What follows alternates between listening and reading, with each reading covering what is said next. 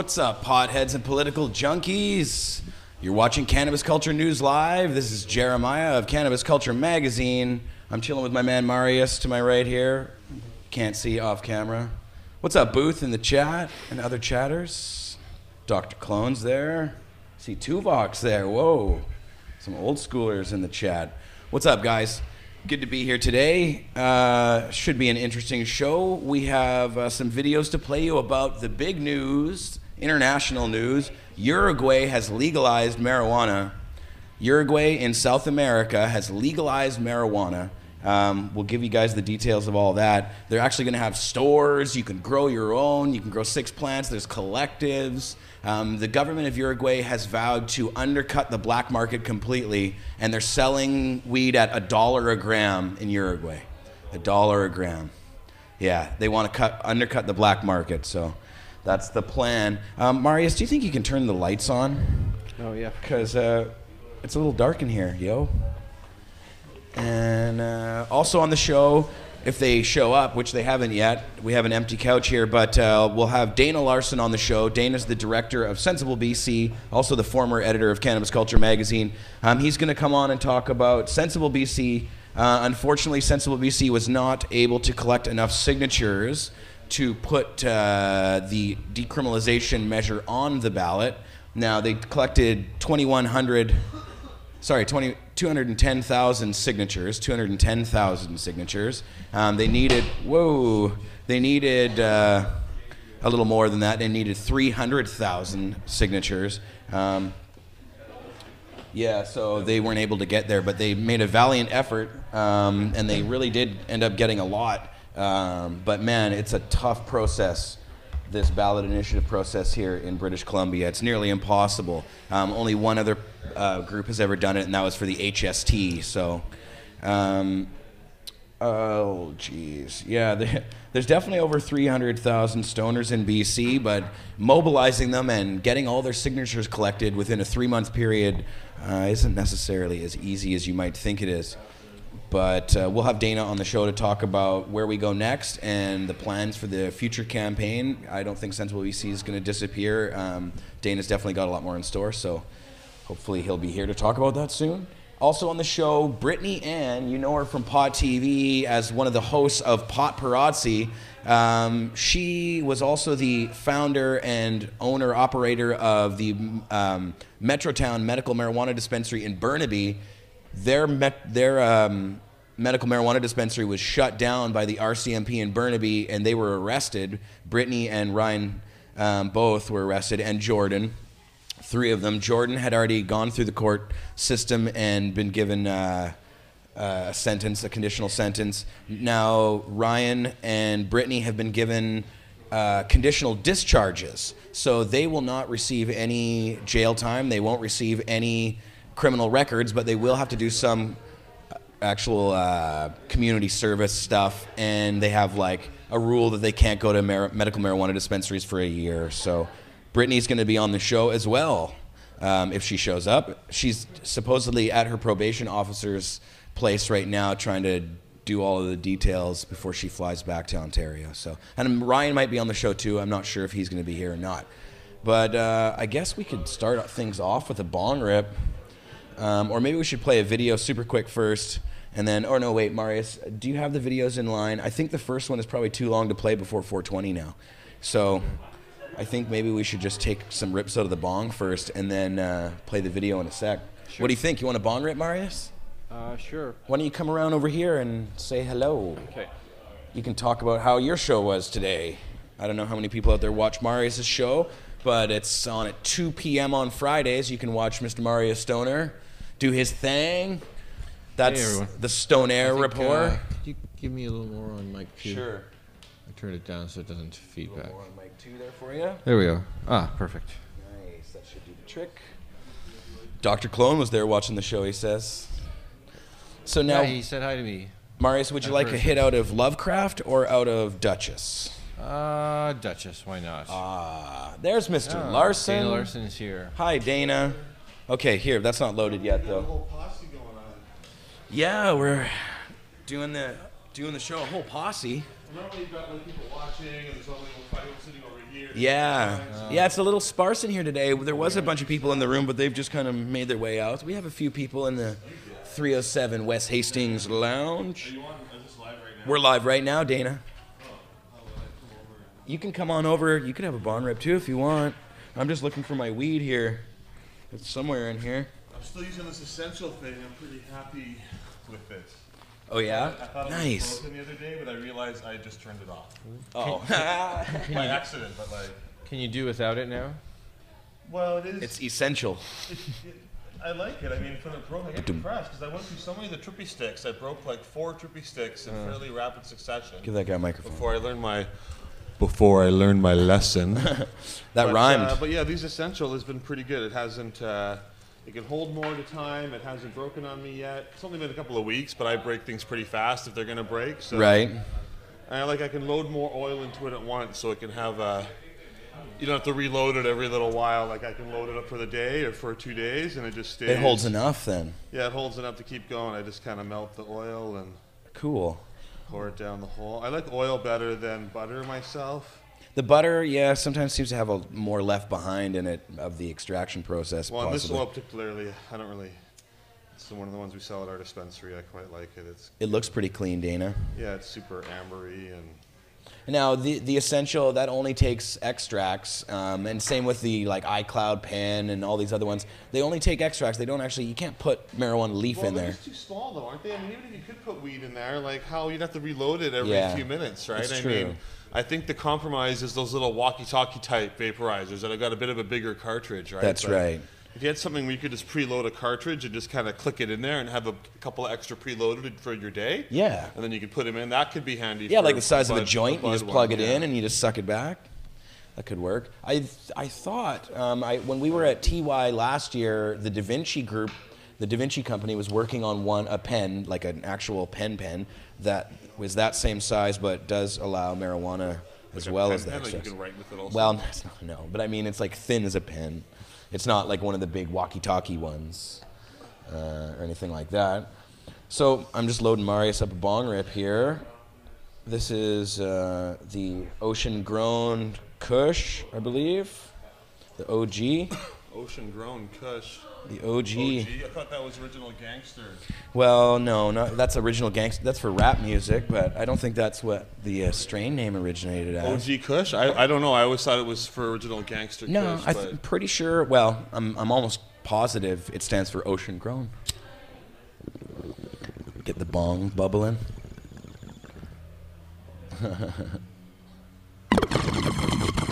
Oh yeah, nice. Whole room could hear that one. like to.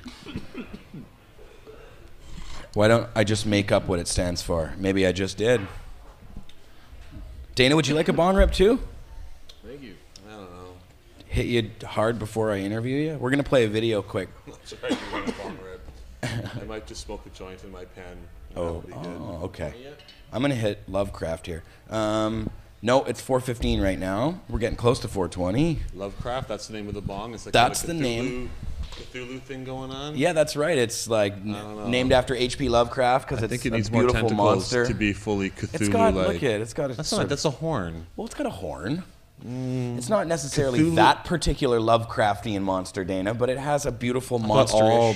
Don't pretty much all of his monsters have tentacles? The bong should drive you insane when you look at it. It does. It does. You haven't looked closely enough yet. Yeah. Look a little closer. Look at the crazy. It's a beautiful work that bong. Redbeard has done. I'm not putting Layer down the upon quality layer. of the bong. It is. Are you trying to fucking It's a beautiful piece fuck of with glass. Redbeard, Dana? I'm just questioning. Actually, I see now. There's like the layering effect. That's Isn't that pretty cool? See, now it's driving you mad, isn't it? It is starting.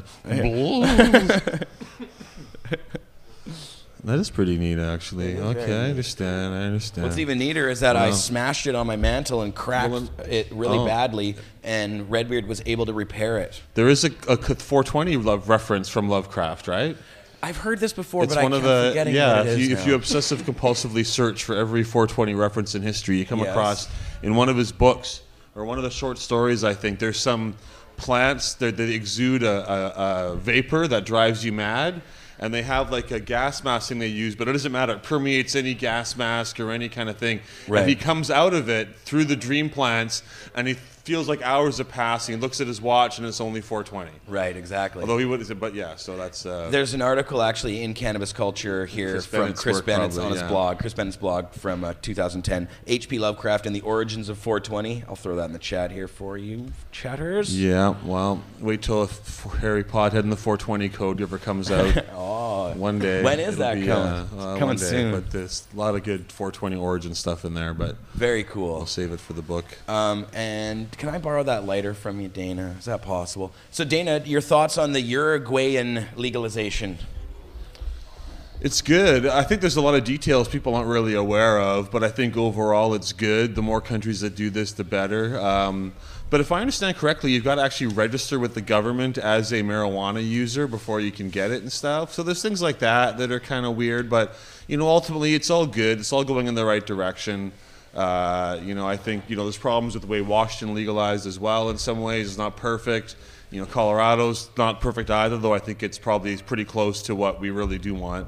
It's getting closer, that's for sure. But I think it's good overall, and for a whole country to do it, and that situation, that they got to try to, it's always going to start off more restrictive and then move towards openness. We're still dealing with the alcohol prohibition laws. We're still getting rid of them, right? The interprovincial trade barriers and things like that. Those date back to alcohol prohibition. Yeah. So some of those remnants are still there, and we're still dealing with those, right? And I think the same, it's going to be a while between ending marijuana prohibition and like the ideal set of laws that we want. Right. There's going to be restrictions. You're going to get cities or states that pass the laws, and then cities that restrict it and try to ban them in their own way. Yeah. You're going to have constant, those kind of things. But it's all, Uruguay legalizing is great. But I think that you do have to register as a marijuana user. Do. And I think people will be nervous about that. But it's all in the right direction. It's all moving positively. Yeah. I don't want to complain too much. And who knows how long that'll last. I think that's their way of cutting down on the pot tourism side of things. That's part of it too, and I can understand that. Because when you're the first one to do it, then it's different. If everybody does it at the same time, that's cool. But if you're the first one, you try to lower your prices to undercut the black market, then everyone's buying your pot and sending it to other places, right? You try to, you don't. So you got to find the way of sort of transitioning. 1 minute warning to 420 into the proper system we really want to have. Yes.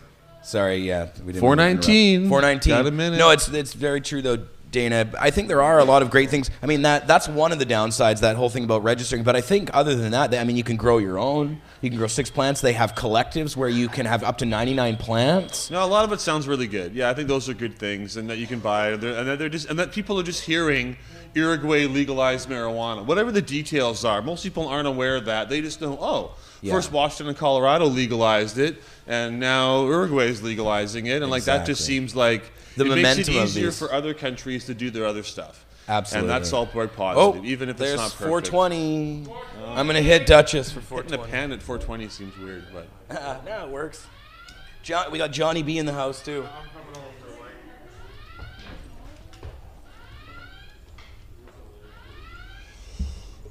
What, you got to man your battle stations there? Yeah. Here, I'll slide over that. Jumping in quickly. That's my oil there.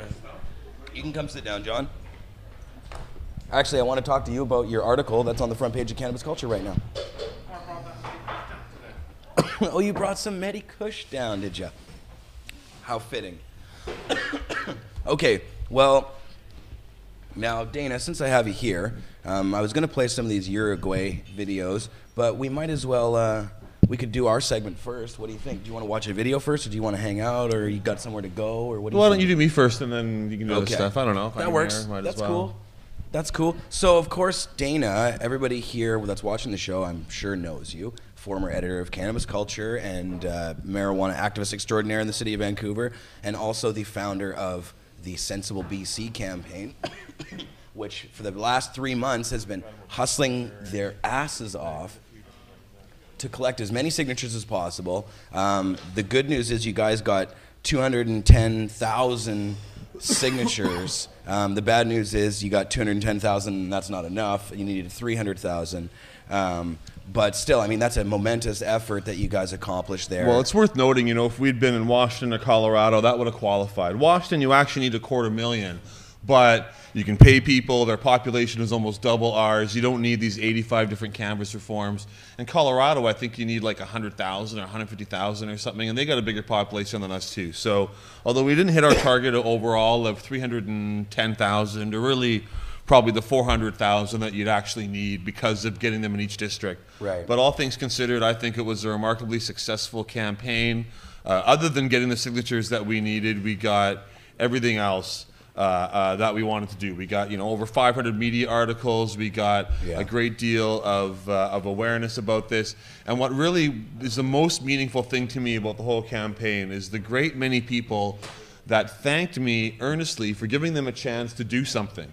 And that there's a lot of people who wanted to get involved and wanted to be part of the marijuana movement, but don't really know what to do. And it's not always easy, right? We tell them, oh, write a letter to your MP, or make a meeting with your MLA, or write to the paper. And those are good things that people should be doing, but they're not very soul satisfying. And no, they don't feel like they're really having any effect. And so there was definitely a lot of people who were very happy to have the chance to go and do something and get involved. And people who I'd never met before and never seen before, who are putting in, oh, that's all licorice stuff. I'm going to pass on the licorice, actually, but I know it's... Is it infused licorice? That would be cool. Yeah, no, she's got some fine watermelon. It looks like good licorice. It's watermelon's licorice? It's good licorice. Yoink. Licorice and hula hoops. I do love watermelon. It's a good store there on Commercial.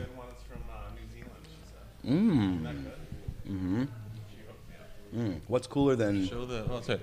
candy and weed? Licorice isn't candy. It's like a whole other thing, really. A whole other thing. Well, but hey, so we got 200,000 signatures, and what also is good is that we can try this again, and we've definitely had a big impact on the whole debate, and we can try it again probably in the next year, maybe 18 months or so, and we can make it happen that time. I think we all learned a lot. We really, a lot of folks came in after we started.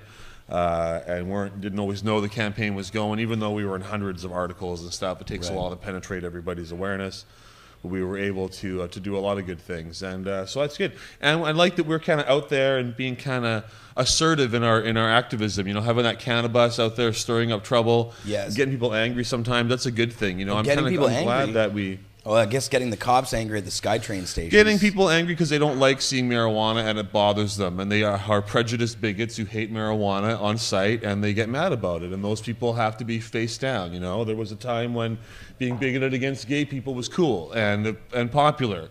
And now if you're bigoted against gay people, people go, hey, that's not cool, dude. What are you saying that for? And we think it's weird and bad, and we call them on it. Right. And we do that. It should be like that with the marijuana culture as well. We had canvassers get spit on, get screamed at, get threatened with violence. We've had people try to light their table on fire. All kinds of harassment they went through and stuff. Yeah. And I like that sometimes we were able to make people back down, then Trail, the store owner at Ferraro Foods. We were on the sidewalk outside the store. He spent 3 hours telling people not to sign our petition and standing in front and blocking people. Yeah. He got so much negative feedback. They ended up apologizing and bringing our canvassers coffee the next day and trying to make up for it and stuff. And well, there you go. Yeah, it's true. And that's good, I think, that we need to push it. I'm glad when we can make somebody else back down and apologize. We need a hot pride parade. Well, that's kind of what 420 is, right? I mean, in a way, it's like that. But exactly. And the Pride Parade, when it started, it was a big controversial thing. All the people, they're going to be out there corrupting our kids and being all sexual in public. Now, every politician, every mainstream group, 90% of the people at Pride are straight people who aren't, who would just want to be part of the celebration. London Drugs has a float in the parade, and so does every other business in town. And our 420 thing's like that too. I see people coming down there now who are not like big pot smokers, but they're like, oh, well, it's 420. I'll buy a gram and have. I haven't smoked in years, but it's 420. I might as well. And you go down to the Pride Parade and you're gay for a day. You're gonna dress up, put some sparkles on. I haven't had sex with a man for years. Well, you maybe but you put on. I see people dressing up in ways that straight guys dressing up in ways they would never otherwise dress, and putting on glitter and booty shorts. Very true. Being being it's all fun, okay right? Now, having right? fun with it. Yeah. It's Pride Parade, whatever. Not everybody, but I mean, great how that works. That's because it's reversing those stigmas where it was so uncool to be gay or something for guys. The first 420 rallies, the cops were down. There's going to be a marijuana smoking rally here today, and the police have got a hotel room, and they're going to be filming everybody. And they would walk. Yeah, they never arrested they still anybody. Do that. But they would walk around with video cameras and intimidate people and film us. The cops would walk to you and film you while you're smoking a joint and stuff. And now they don't bother, but there was certainly that kind of intimidation and fear, and we've moved beyond a lot of that. But we still got We still got a ways to go. At least here in Vancouver, we have. Yeah. You know, that we're doing really well here, but. I mean, you're always going to have people who don't like you. That's fine. There's always going to be people who are racist, people who are sexist, people who are homophobic, people who hate pot. That's fine. You're allowed to have your opinion. But that should not be the main. They should be shamed for that. They should be told. Yeah. You can think that if you want, but like, I don't want to hear you talking about that around me. If you're going to be racist around me, go away or whatever. That's not cool. And it's got to be like that with this too. You shouldn't hate anybody else for any reason, especially if they're not hurting anybody else. Like, my goodness. Yeah. So I think that's good. So Sensible BC was good. And we're back after a short little break there. Good rap music break from the Prairie Cup. Yeah. We had a computer crash. That I'm not sure if it was a live stream issue or just our computer, but something happened over there. But Dana, you were in the midst of explaining to us about the army that's been built and everybody moving forward and all of that kind of stuff. Yeah, we just want to keep people busy basically in between now and the future when we launch this campaign again, because I don't want to launch it again unless we're going to do significantly better than we did the first time. Right. I mean. And we could, I think we would do better, but we'll either, you know, probably it's going to be like early 2015, I bet. I think we're going to spend 2014 preparing. What I'd like to do is send some of our team out doing door-to-door, doing community work, keeping the Sensible BC thing out there, and identifying more of our supporters. You know, we got a pretty good list right now with a couple of 100,000 people on it. And I feel like we could continue to build that up and get a bigger list and a bigger thing. And in the areas we didn't do so good, send some teams there in advance, do door knocking, you know, identify our supporters in those areas specifically, both our big ones and those who just will sign, so that we know where to go back to get their signing. And, you know, we did a lot of good Main Streeting stuff this time. I think that was good. Partly because we needed the public awareness and stuff, but I think we'll do that, but also more door knocking next time and try to have some specifically trained people who just go door to door in certain areas and spend some time on it, you know. Like people are saying in the forums there that we need 10,000 registrars, and that's good, but the fact is we could probably do this with about 400 people.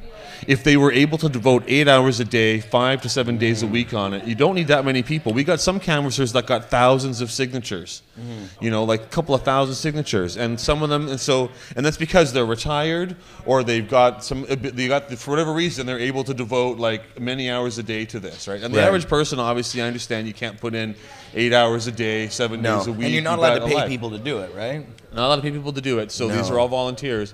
But certainly some of our best canvassers were retired people because they've got the time to devote to this kind of work, and they were able to get a lot. So, you know, a couple of hundred people working their ass off, but really it's going to be both. It'll be a couple of hundred people working their butts off, and then several thousand getting 10 signatures or 20 or 50 each or whatever, and that's all good. I mean, every signature counts, but anyway, so that's what we'll need. But we will also be able to start next time with 5,000 canvassers at the beginning. We ended with around 4,500. We started with 1,500. Next time we could start with 4,000 to 5,000 right at the beginning, and I think that also would be able to make a big difference as well. Just having more momentum as we go in. Second time's the charm, says Sour Hour. It took them twice in Washington, and it's even easier for them to get on the ballot. Oh, sorry, I'm going the wrong way. Is I that get the mixed up. Medi-Kush right there? No, this is Number 4? But I always like number 5 it took them better. 2 tries in Washington, and it's even easier for them to get on the ballot. It's going to take 2 tries in Oregon because they didn't win the vote the first time. Yeah. You know, we only have to win once for these kind of changes. We just got to win once, as long as we keep pushing and making progress. Yeah. So I'm not depressed. You know, some of the media was thinking I was going to be all bummed out for not making it, but I mean, obviously, I would have loved it if we could have hit our target, but we knew it was going to be very difficult. Yeah. And the media that I've seen in Vancouver, BC, has all been like, well, they didn't make it, but you know what? They're right anyways, and we should do this. There was an editorial in the province, one of the Times columnists, and a couple of local papers ran the same kind of stories, right? Even the headlines are making note of your future plans. Yeah, and that we're going to keep doing it, and we'll do it every couple of years if we have to until these damn laws change, right? I mean, we can work at the federal level as well, and, you know, Trudeau's been talking a lot about marijuana. That's great. And Mulcair, I think, would bring in better marijuana policies too. But not so sure what we think. But yeah, whatever. We can debate that at a different point. But we'd all be happy that Harper's gone is the main thing, certainly. We would definitely be happy with that. But the challenge is, I think, that you know, there's no guarantee because Trudeau's going to lose the next election. And even if we get one of those parties in, we're still going to have to lobby them a lot to bring in it properly and do it right. It's not going to be easy. Even if Trudeau wins, you know. You know, it's easy to say stuff when you're in third place. I mean, I love what Trudeau's saying, but the challenge will be to make sure they do it when they get into power. Still got to get the votes. Right? To actually do it. And it's got to pass the Senate. And you know how they're always very and it's got to rigorous. pass all the other challenges that they, the corporate interests of the U.S. government and other things that cause problems with this kind of stuff. And we want them to do it right. We always have to also, check right? with our American overlords to see if everything's okay. Yeah, but by the time the next election happens in Canada, we're probably going to see Alaska going in the next year or two towards legalization. They're collecting signatures there right now, and they've had it on the ballot before, and I think they'll be able to do it this time again. They just had a vote in California, or they had a poll that showed 56% of people would vote today for a legalization measure. It depends on how you phrase it and how you write it and everything else, right? That's always true. And who turns out to vote and when you have the vote and all those kind of things. And they did try this in California before, but the medical marijuana dispensaries down there kind of buried the initiative. But their medical system is so accessible that it's really quasi-legal there. It's not like here where the medical system is pretty impenetrable and you've got to really work at it to find a good doctor. In California, it is very easy to get a doctor. So it's kind of a sham in a way, and it kind of puts I think that all medical use, all marijuana use is basically medical use, but if you're going to make it like that, then it should be non-prescription. Yeah. If you're going to say it's for serious stuff and you need a doctor's involvement, I don't know, it just seems, I don't really like the way, I'm happy it's working there, but I don't really want our system to be like that. Like, I'd rather it was just legal for everybody. Well, me then too. Everybody can go to a doctor and pay a doctor $50 or $100 and get a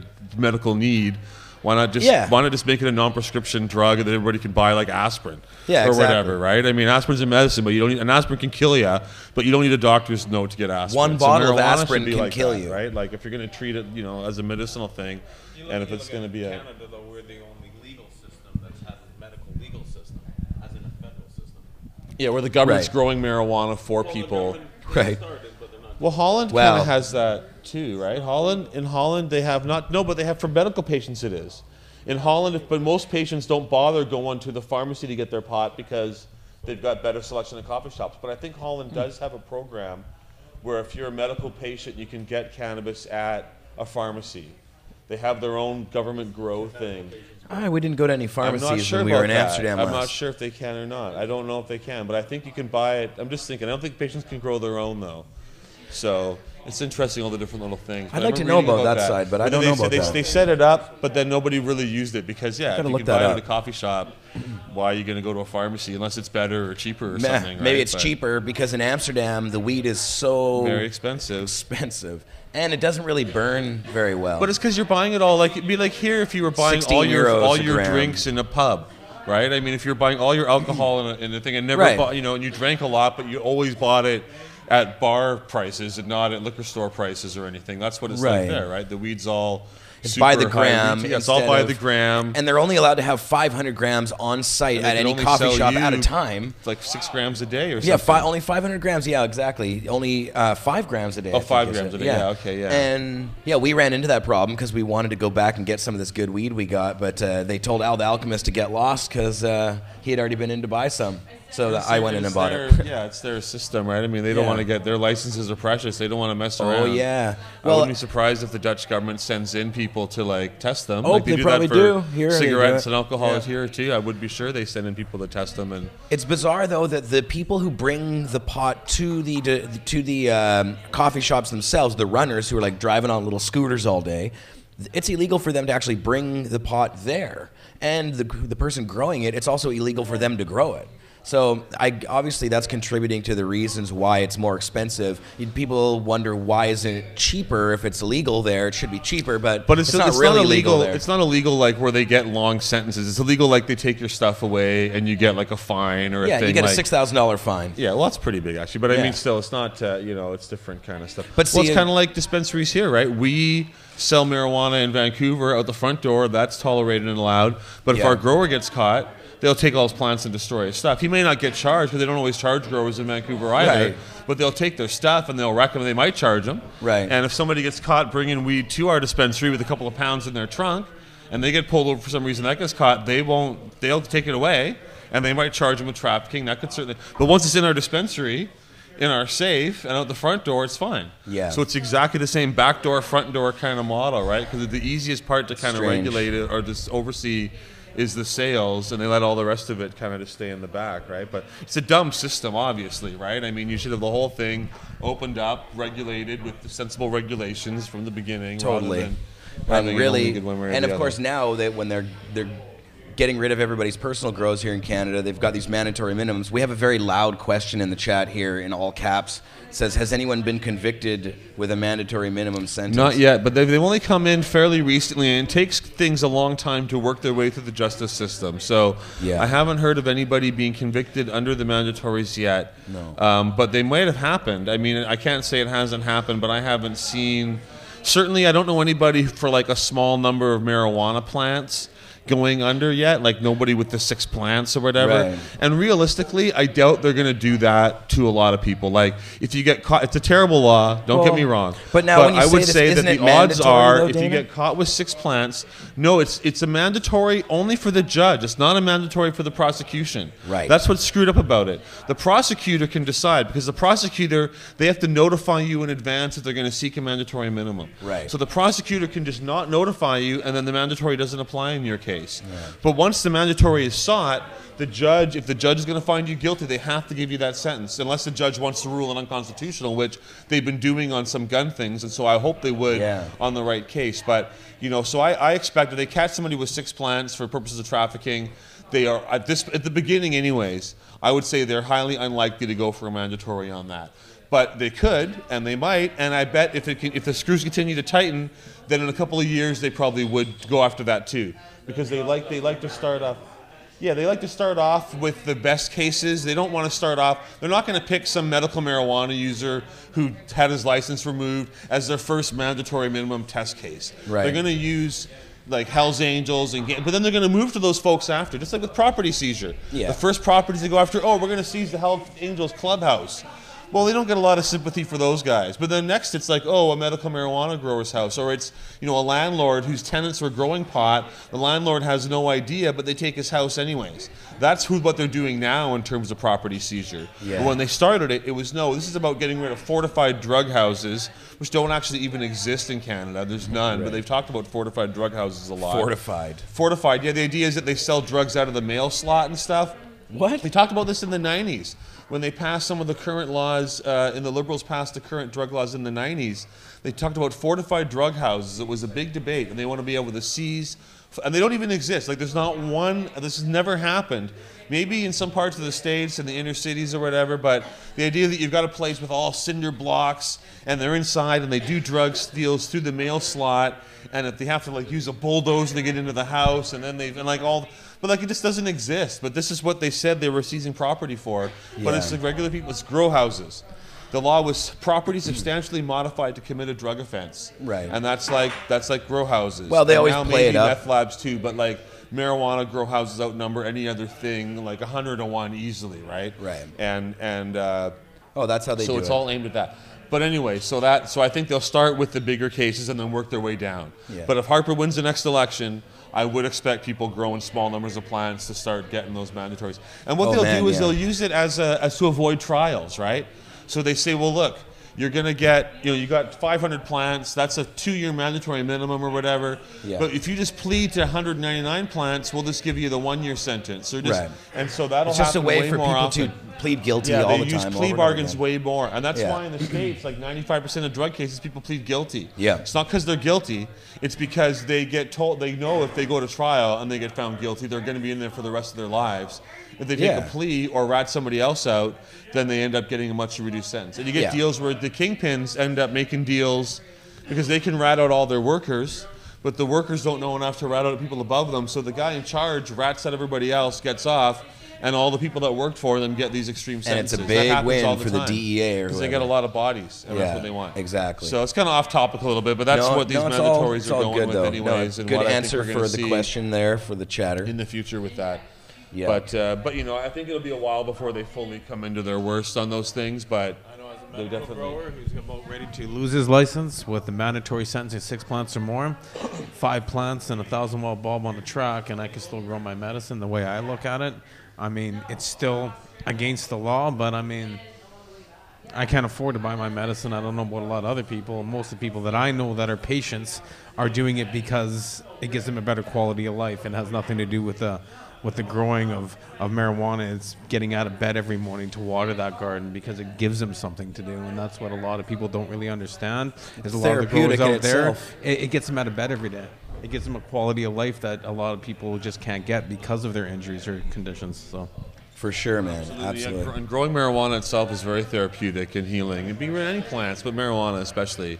Yeah. And it's very, very wrong that they're doing this to medical marijuana, especially after so many years of allowing them to set their grows up and invest money in these things, change their houses around and stuff, to just yank it away from them and then charge so much in this new system. The projections for what it's going to cost for a gram of marijuana are prohibitive.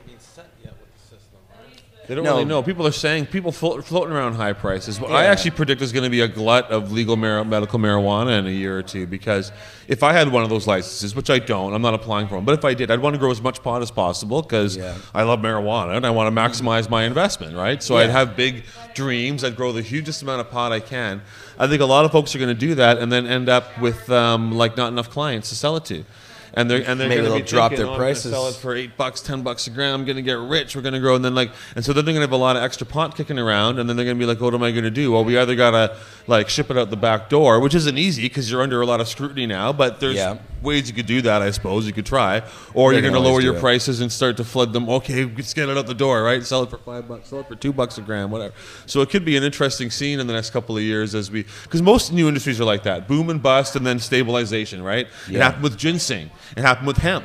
Yeah. When they, all these things, everyone gets excited. They grow a shitload of it, and then it's a bit too much for everyone to handle at once, and you get a backlog, and then it kind of goes I up can't and down wait until that day is here. So it'll when be we interesting have a how that all goes. But these new companies are all going to be lobbying the government to be allowed to expand their operations, to be allowed to provide extracts and foods and tinctures. Because if I had one of the licenses, I'd also be like, hey, why can't I compete with the dispensary? They're selling all this stuff.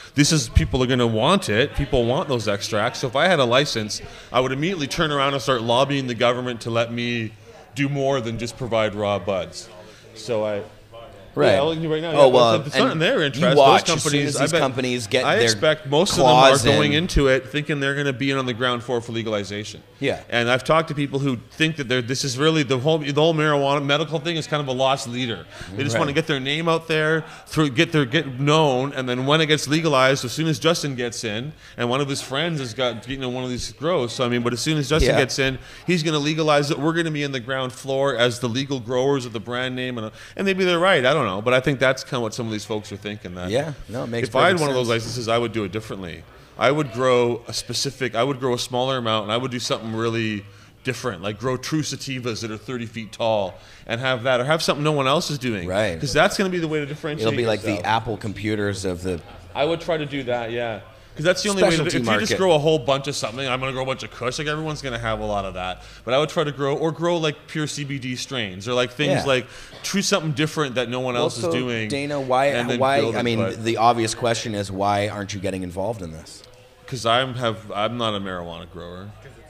I'm not a grower. Like I've grown pot before. It was pretty good, but it wasn't like something. But you are the founder of Vancouver's largest medical marijuana dispensary. Yeah, but that's different though. I'd rather keep doing what we're doing. And if our dispensary goes under ultimately because legal marijuana is better and cheaper than what we got, that would be a great victory for me as far as I'm concerned in the long run. But I mean, I don't think this new system is going to compete with dispensaries and the service we can provide for quite a while. And I can't do both. I can't run a dispensary and get the Health Canada license. And I don't want to grow marijuana. I'm interested in changing the laws, not necessarily profiting from that change to come. I don't really care about money. I'll write some books. I'll get my Harry Pothead movies, that kind of stuff. But I'm not really interested in cashing in on legalization by being a big marijuana dealer or whatever. Right. I'd rather just have, people think of me as a guy that helped change the law or whatever. Yeah. Yeah, so I just want to change the law and make things better is my motivation. So I don't really want to I'm glad folks are getting them. Mm-hmm. Some of the folks applying for these licenses are great people that are friends of mine, and I hope they do really well. Yeah. Others are jerks, and I don't really like them, but I mean, whatever. Everyone's got to go in. There's all kinds of folks in there. Yeah. Now, Dana, I don't want to keep you too much longer because we got to bring Britney out here, but I wanted to ask you, I mean, since you're here, this is something that comes up a lot on the show about the prices of marijuana now in our sort of dispensary system here. We still have, we're still seeing similar prices, like $10 a gram to prohibition prices. Why has that price not come down? Is it because of the same thing that's happening in Amsterdam? There's still the illegalities. There's a Our prices at our dispensary have dropped about 15-20% over the last 2 years. So we're down to around $8.50 a gram, right, instead of $10 a gram. As the average price, and sometimes there'll be something for $10, but usually not. We don't get discounts when we buy pot. We're buying into the same wholesale rate everybody else pays for it, right? And even maybe more, because what you do get when you're paying for it from us is ours is the best 10%. I mean, we reject most of the marijuana that gets brought to us. Right. So when you're buying from us, you know that it's clean, it's good, there's no mold, there's no mildew, it's been tested in a variety of ways. And that's something that you're not getting from street prices. So although our pot the pricing's probably on par with street prices, our quality and selection is way better. And I think that's what we offer as a dispensary, And if we offered it, I don't know if we can really get dramatically below street prices. And it's not us. Like, we charge the same as every other dispensary. I don't think that there's others. No, exactly. Some have different prices for this and that. And we have $5 strains too, but there'll be something outdoor or something, still be good. But like, it's not like everything's $10. Like, we'll have stuff from $5 to $10. It used to be that 10 was kind of the average, with the odd like sativa for 11 or 12. Now it's like 8 to 8.50 is the average. I haven't even looked. Our menu's all online. I'm not looking at it right now, but usually. So I think that's what we offer as a bonus. We offer 30 different strains. We offer guarantee that there's no powdery mildew, no mold, and it's quality, and like a safe, friendly place to get it. Right. And I think that we're on par with those kind of prices, but we're not. So I don't know. And I wish the price of marijuana was lower. Legal marijuana should be a couple of bucks a gram, and even that's really expensive for a vegetable matter. But that's still pretty cheap, compared to what it is now. But that's what I'd like to see anyways. And so that's what we're working towards. But so we don't get any special deals and offer anybody else. And we often end up actually paying a little bit more than everybody else, but that's because we want the best cannabis that's out there for our members. Well, that makes perfect sense. But I wish, and we do. I mean, we make a profit. We're a nonprofit society. It doesn't mean you can't. But all of our profits, after paying our staff and paying for our rent and paying for our cannabis, we spend on legalization or on helping our community. We donate to other charities in the area. We help at a little park in the corner of our community. We do other things to make the world and our neighborhood a better place, and that's part of our mandate. And we certainly, the dispensary was one of not the biggest by any means, but one of the top 10 donors to Sensible BC and things like that. And so we're up there. And to the Free Mark campaign as well and other things. I mean, you guys... so we try to help out. But I hope, but that's how it is. And I'm glad to see prices are going down. I hope that continues. I think that's really got to do with the export market to the U.S. kind of drying up, which is why prices are going down. But we'll see how that goes in the future anyways. But I'd love to see them continue to go down. That'd be wonderful. Yeah, for sure. Well, Dana, thank you so much for all your hard work. I mean, you guys just did a momentous job. Unfortunately, it was just under the mark a bit, but it's going to move forward. We've got lots built now, and there's positive things ahead with all the hard work that's been done. Just more of it to do. It was a big success. Sensible BC worked really well. When I launched it, I was worried it was just going to be me and a handful of other people. Like, I really did not know what was going to happen. It was a huge leap of faith. And certainly some people told me, don't do this. It's a bad idea. You're going to fail miserably and make our movement look bad. No. And that was something to worry about. If we'd gotten less than 50,000 signatures or less than 100,000, that would have been like, okay, we did a really bad job, right? Like, but 200,000 signatures is a remarkable accomplishment. It's more than double the next closest attempt, which was to have electoral reform in British Columbia. That was in 2002. They got 98,000 signatures. And as a result of that, Gordon Campbell created a citizens' assembly on electoral reform. We ended up having 2 votes on electoral reform, 2 referendums after that ultimately. That's right. And so I think, an appropriate response would be for the BC government now to create some kind of a citizens' assembly on marijuana and drug policy. Let's get some people together and talk about this kind of stuff. It's a bigger issue than... We wouldn't need a ballot initiative if one of these MPs or a few of them MLAs would get together and put, a bill forward to do exactly what was in your ballot initiative. And we do, exactly. And our bill was about figuring out what legalization is going to look like. Decriminalization of possession. We can all agree that someone with a few joints in their pocket should be left alone. Let's do that as a first step, and then figure out what legalization is going to look like. Yeah. And that could be a commission. That could be a citizens' assembly. That could be different ways of figuring out what those rules should be. We could get whatever kind of thing, have public hearings and input. but we got to figure out what legalization is going to be, what works in British Columbia. And we got two great examples in Washington and Colorado. We can look at Uruguay, what they're doing there. We can figure out what works for them, what doesn't, and come up with a made in BC solution or a made in Canada solution for our country. But it's going to be provincial jurisdiction where it comes, right? Like alcohol and tobacco, the federal government is not the one who's going to make all the regulations. It's going to be the provinces that do that. And so we should start doing that now because we know what's coming. So let's figure out what it's going to be so that when it happens, we're ready to go. We're not scrambling then in a couple of years, right? Let's figure it out now. And that's part of the process. So. Healthcare is run by the province, not by the feds, right? Yeah, that too. Yeah. The health as medical marijuana also should be done provincially as well at the provincial level. And I think that's really how it should be. No, it should so, be for okay, sure. but I'm out of here then. Thanks, so Dana. Always good to have you on the show. Right on, Dana right Larsen, on. Sensible BC. Brittany's coming on now. Brittany, we have Britney up here. Paging Britney Anne. And we have Johnny B sitting next to me here. Johnny B. Now, John has an article on the front page of Cannabis Culture right now about his award-winning cannabis strain, Medi Kush. And it's got some great photos in it by yourself and Bubble Man as well. But yeah, grab that mic quickly. Thanks, Dana. No, I'm right here. Yeah, he's there, but we can see him. But maybe tell people a little bit about the article you have up there and what your Medi Kush is all about. Maybe even show some of that jar off there, man. Medi Kush. That jar's gigantic. Yeah, Brittany, the lovely Vanna Brittany will show that off. So that particular jar of Medi Kush, actually, I took it to day 97 because I just wanted to push it to its limit and to see exactly what it can do because just the triclone development in it is quite amazing. So 70-day flush, 97 days, and wow. It looks very nice. It's very nice. But Medi Kush, the whole story behind it, what was in my article and stuff like that, was a strain that I came across in 2006. And it was about a year after my fall of breaking my neck and stuff like that. Yeah. And it was one strain that helped me so much with my pain. And a friend of mine who was giving it to me, he's like, I'm going to find that strain for you. So lo and behold, it was about 6 weeks later. It was just after Christmas, my buddy, and he gave me some seeds to it. It was so the of course Christmas Kush. I popped 5 of them, and out of those 5, one stood out, an amazing one. And, well, it's been basically 7-8 years later. I've standardized it. I've won Cannabis Cups with it here in TY, first and second place.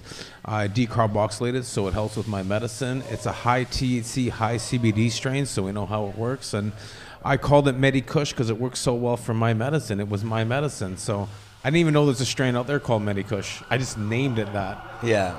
And the reason being, I used this nutrient Medi 1 to grow my medicine, which was Medi Kush, and then I can come with the Medtainer, and it was my medicine on the go, right? So everything for me is about medicine and how it helps me, and that's just one more of my, that's the story behind Medi Kush. Strain. And it's a high CBD strain, you said. Yeah, high CBD, high THC, and it's been tested. I tested it every week to find out the development of the plant over the last years with Dr. Hornby. So he's tested my grows hundreds of times. So then I was able to start seeing the development stages of when I got the THC spikes, when I got heat in the room, when I could see the CBD more developing.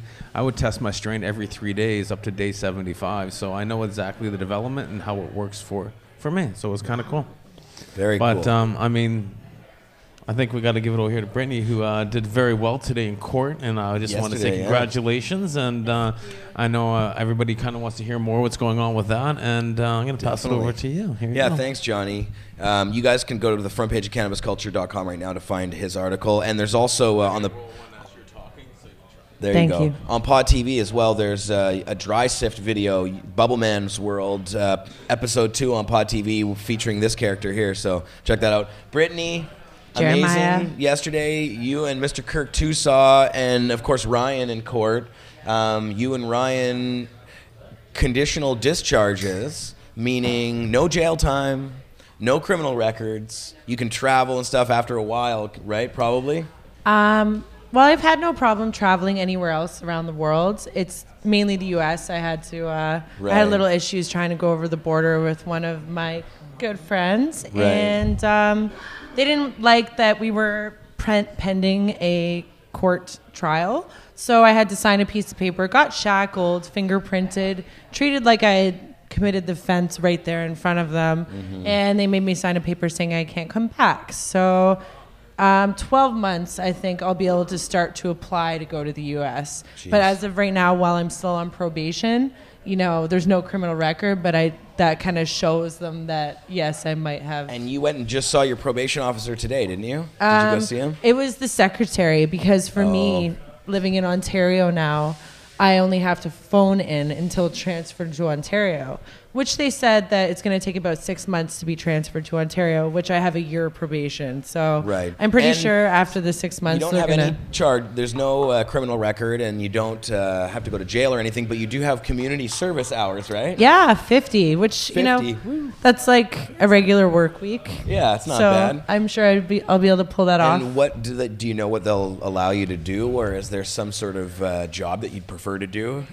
I think, you know, if I was going to volunteer, which obviously I'm going to volunteer, and Yeah. I still need 40 hours for my high school diploma as well. I don't know if you guys know, I dropped out in the end of grade 10 and came to cannabis culture and created my life there, and now I've decided to go back. Right. Brittany was the former advertising manager for Cannabis Culture magazine, and of course a star of Pot TV. She had her own show on Pot TV called Paparazzi with Which- Jordan. You're one of your co-accused. Yeah.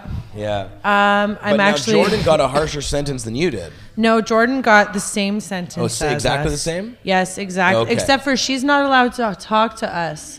And Ryan and I have no conditions in that way. Right, okay. See, Yeah. but hers was a discharge as well then? I thought it was a conditional sentence, but I guess that might be exactly You know, the same thing. she actually mentioned to me saying that she's going to try and get her criminal record erased once her probation's order. So See, I'm that's going to the ask difference. her. Yeah, I think that's the difference, that hers was a conditional sentence. That means she gets a criminal record. You guys got a discharge, meaning you won't have one. But I'm not actually entirely sure that's if she did get that. But I'm pretty sure when I was in court yesterday listening to the judge and Kirk talking, I'm almost positive that's what That's what the got out Crown of it. was asking for, which makes me assume that would be what it was. Yeah. And she, like, her punishments were harsher ultimately. Like, she's not allowed to talk to Ryan or I. And And Ryan you guys and I aren't have, allowed to go into a medical marijuana dispensary for a year, right? Right. But, like, you know, there's always ways around that. The seed bank is going to dispense, for example, but Well, their but why? We primary don't even need retail to is anyway. the seed bank. You're not a medical marijuana smoker. No, I don't need, well, I don't need to go in there, but I do have friends in places Right. in there. Of course, you do have friends with dispensaries. No, I can't. The primary sale can't be marijuana. Right. No, it can't be anything. If their primary purpose of this location is to dispense marijuana, then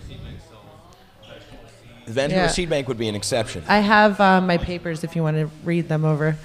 But I do want to check those papers out actually, but after the show. can we also talk about Amsterdam? Yeah, we 'Cause totally should talk about Amsterdam. I've been sitting Do watching. you want a bong rip? No, not right now. Okay, I'm gonna take. I'm gonna one. wait on that Do you joint. want one? I'm gonna let you enjoy the light of Medi Kush. Oh, okay, sure. This is the Medikush that I want, Jeremiah. Okay, let me light this joint instead. I'll take the bong rip after. This is the Medikush here. Thanks, man. You did. I'm excited to smoke it here. All right. But Amsterdam, me and Brittany, so we were really fortunate enough, Pot TV was fortunate enough to be taken to Amsterdam, sponsored by Sublimator Beyond Vaporization. Enrico and the team were super fucking awesome, brought us to Amsterdam. Brittany brought herself to Amsterdam. And, or no, wait, you were, I'm not sure how you got there, but she hitchhiked from... she stowawayed. I hopped on a plane long- in Toronto and came in somebody's suitcase. Yeah, he showed up at the airport with a bottle of vodka. A big Cherry bottle vodka. of vodka, cherry That vodka. bottle got me in trouble. Yeah, it did. Have you spoken of your troubles? I did talk about it last week on the show. I told everybody how I got Lost in Amsterdam? blacked out, totally disappeared for 8 hours. Nobody knows where I went. I have no idea where I Did was they discuss either. the found, how you were found? How I was found? Well, I found myself. I came to standing inside a laundromat with my socks in the dryer of the laundromat, apparently, and missing my coat. And I did have a bite mark on my arm. actually. I think I may have neglected to mention that on the show last week, but yeah, I had a bite mark right here on my arm. It's still there a little bit. I'm not really sure what the fuck happened there, but I do remember hanging out with some girls, and I don't think there was any sort of, it seemed like a great time to me, so I don't really, it's all a haze. Really? You have no idea. I honestly don't have any idea. He doesn't have an idea. He thinks he had a good time. I think I did. We hope you had a good I'm not time. sure I what hope that was a happened. bite mark of pleasure, not a bite mark of anger. I honestly don't know. As long as it, like, you know, Yeah, he's some gonna police have video doesn't show up, and the he's gonna Amsterdam have police- flat back flashes in his nightmares Mm-hmm. of what happened. Literally back flashes. It's true.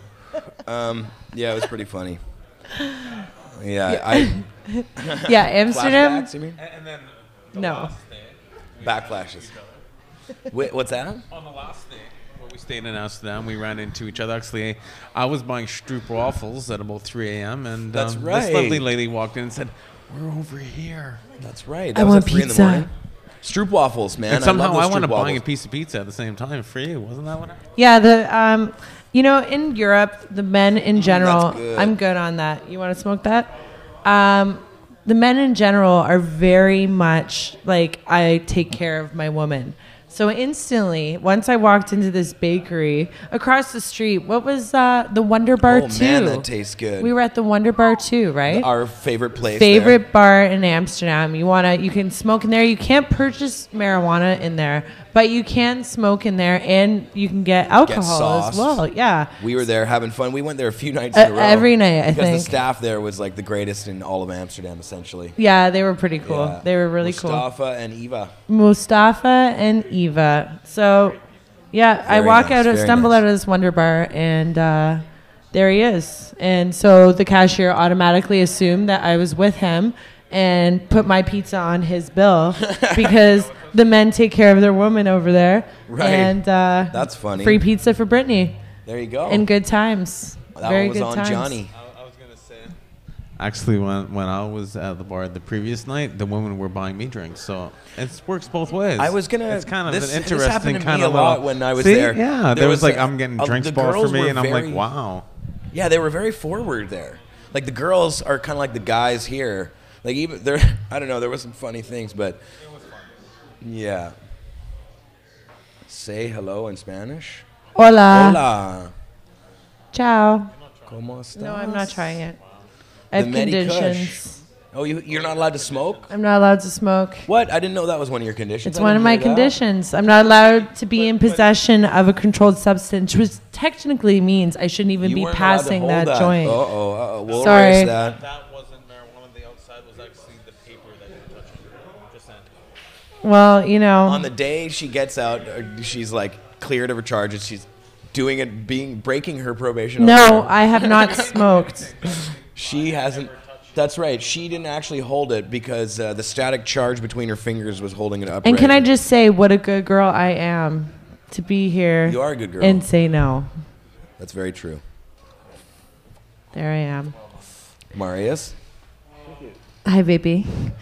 So we're also at the Cannabis Cup at the time with Right. High Times Cannabis yeah Cup. with Ben during the raid. Right. So some funny Yeah. stuff happened when we were at the Cannabis Cup. I mean, it wasn't really funny at the time to everybody involved, but Brittany and I got tied up right in the middle of the whole thing. Mouthful somehow of- mixed up in the actual action of the whole thing. Ben Dronkers, the founder of Sensi Seeds, he's like one of the kingpins of Amsterdam. He's like, the guy is huge. He's The guy. amazing. He's such a great guy too. Of course, he was a little upset at the High Times security who was cracking down on everybody, only allowing 5 grams of marijuana brought in. They were weighing stuff up on scales when people were coming in. I had a gram taken away from me because I happened to have 6 in my medtainer, and they took away a gram of shake. and yeah, they really did. And they put it in a big bin with all the rest of the stuff they stole from everybody. But so the security forces were a little harsh. They kicked Delta 9 out of there and other Yeah. people. But so Ben Dronkers was up, and after he gave his presentation on the history of cannabis in Amsterdam, he had his Sensi girls who were dressed up in the costumes handing out little bags of pot, 2 grams each, to the crowd. I happened to get the first couple of them. Brittany was sitting right next to me, and when they started doing that, all of a sudden a security guy or somebody in a High Time sweater got out of the crowd, grabbed one of the Sensi girls, and we were all looking at it like, what the fuck's going on? Brittany's like, he's a cop. He's a cop. You She can starts hear it in calling the him out. video, It's in too. the video. You can go to pot.tv and watch the videos. They're on the front page of Pot TV right now. Yeah, you can hear Brittany. You can hear her, Now yeah. that security guard got angry with you later, claimed that you called him a A terrorist. terrorist. And they kicked you out of the building.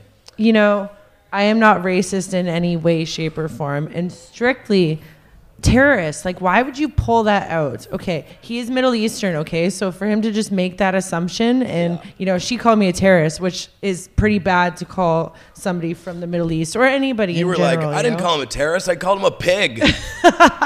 Yeah, I might have done that. One of the parts was when you were hauled outside. You came running by me like, Brittany's outside. I'm running. If I'm not back in 5 minutes, come find me or call Jody. Yeah. He's like, I thought maybe we were getting arrested or something.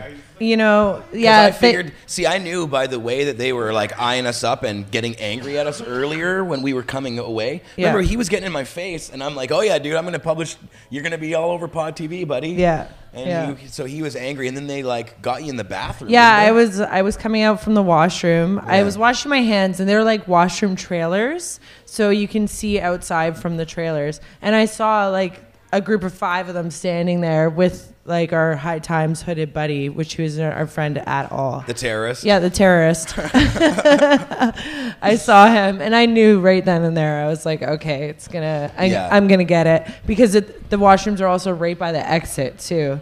So they all just circled they wouldn't around let me out of that and- exit. I tried to go and follow you out right after it happened, but they're like, you can't come out here. Surprising.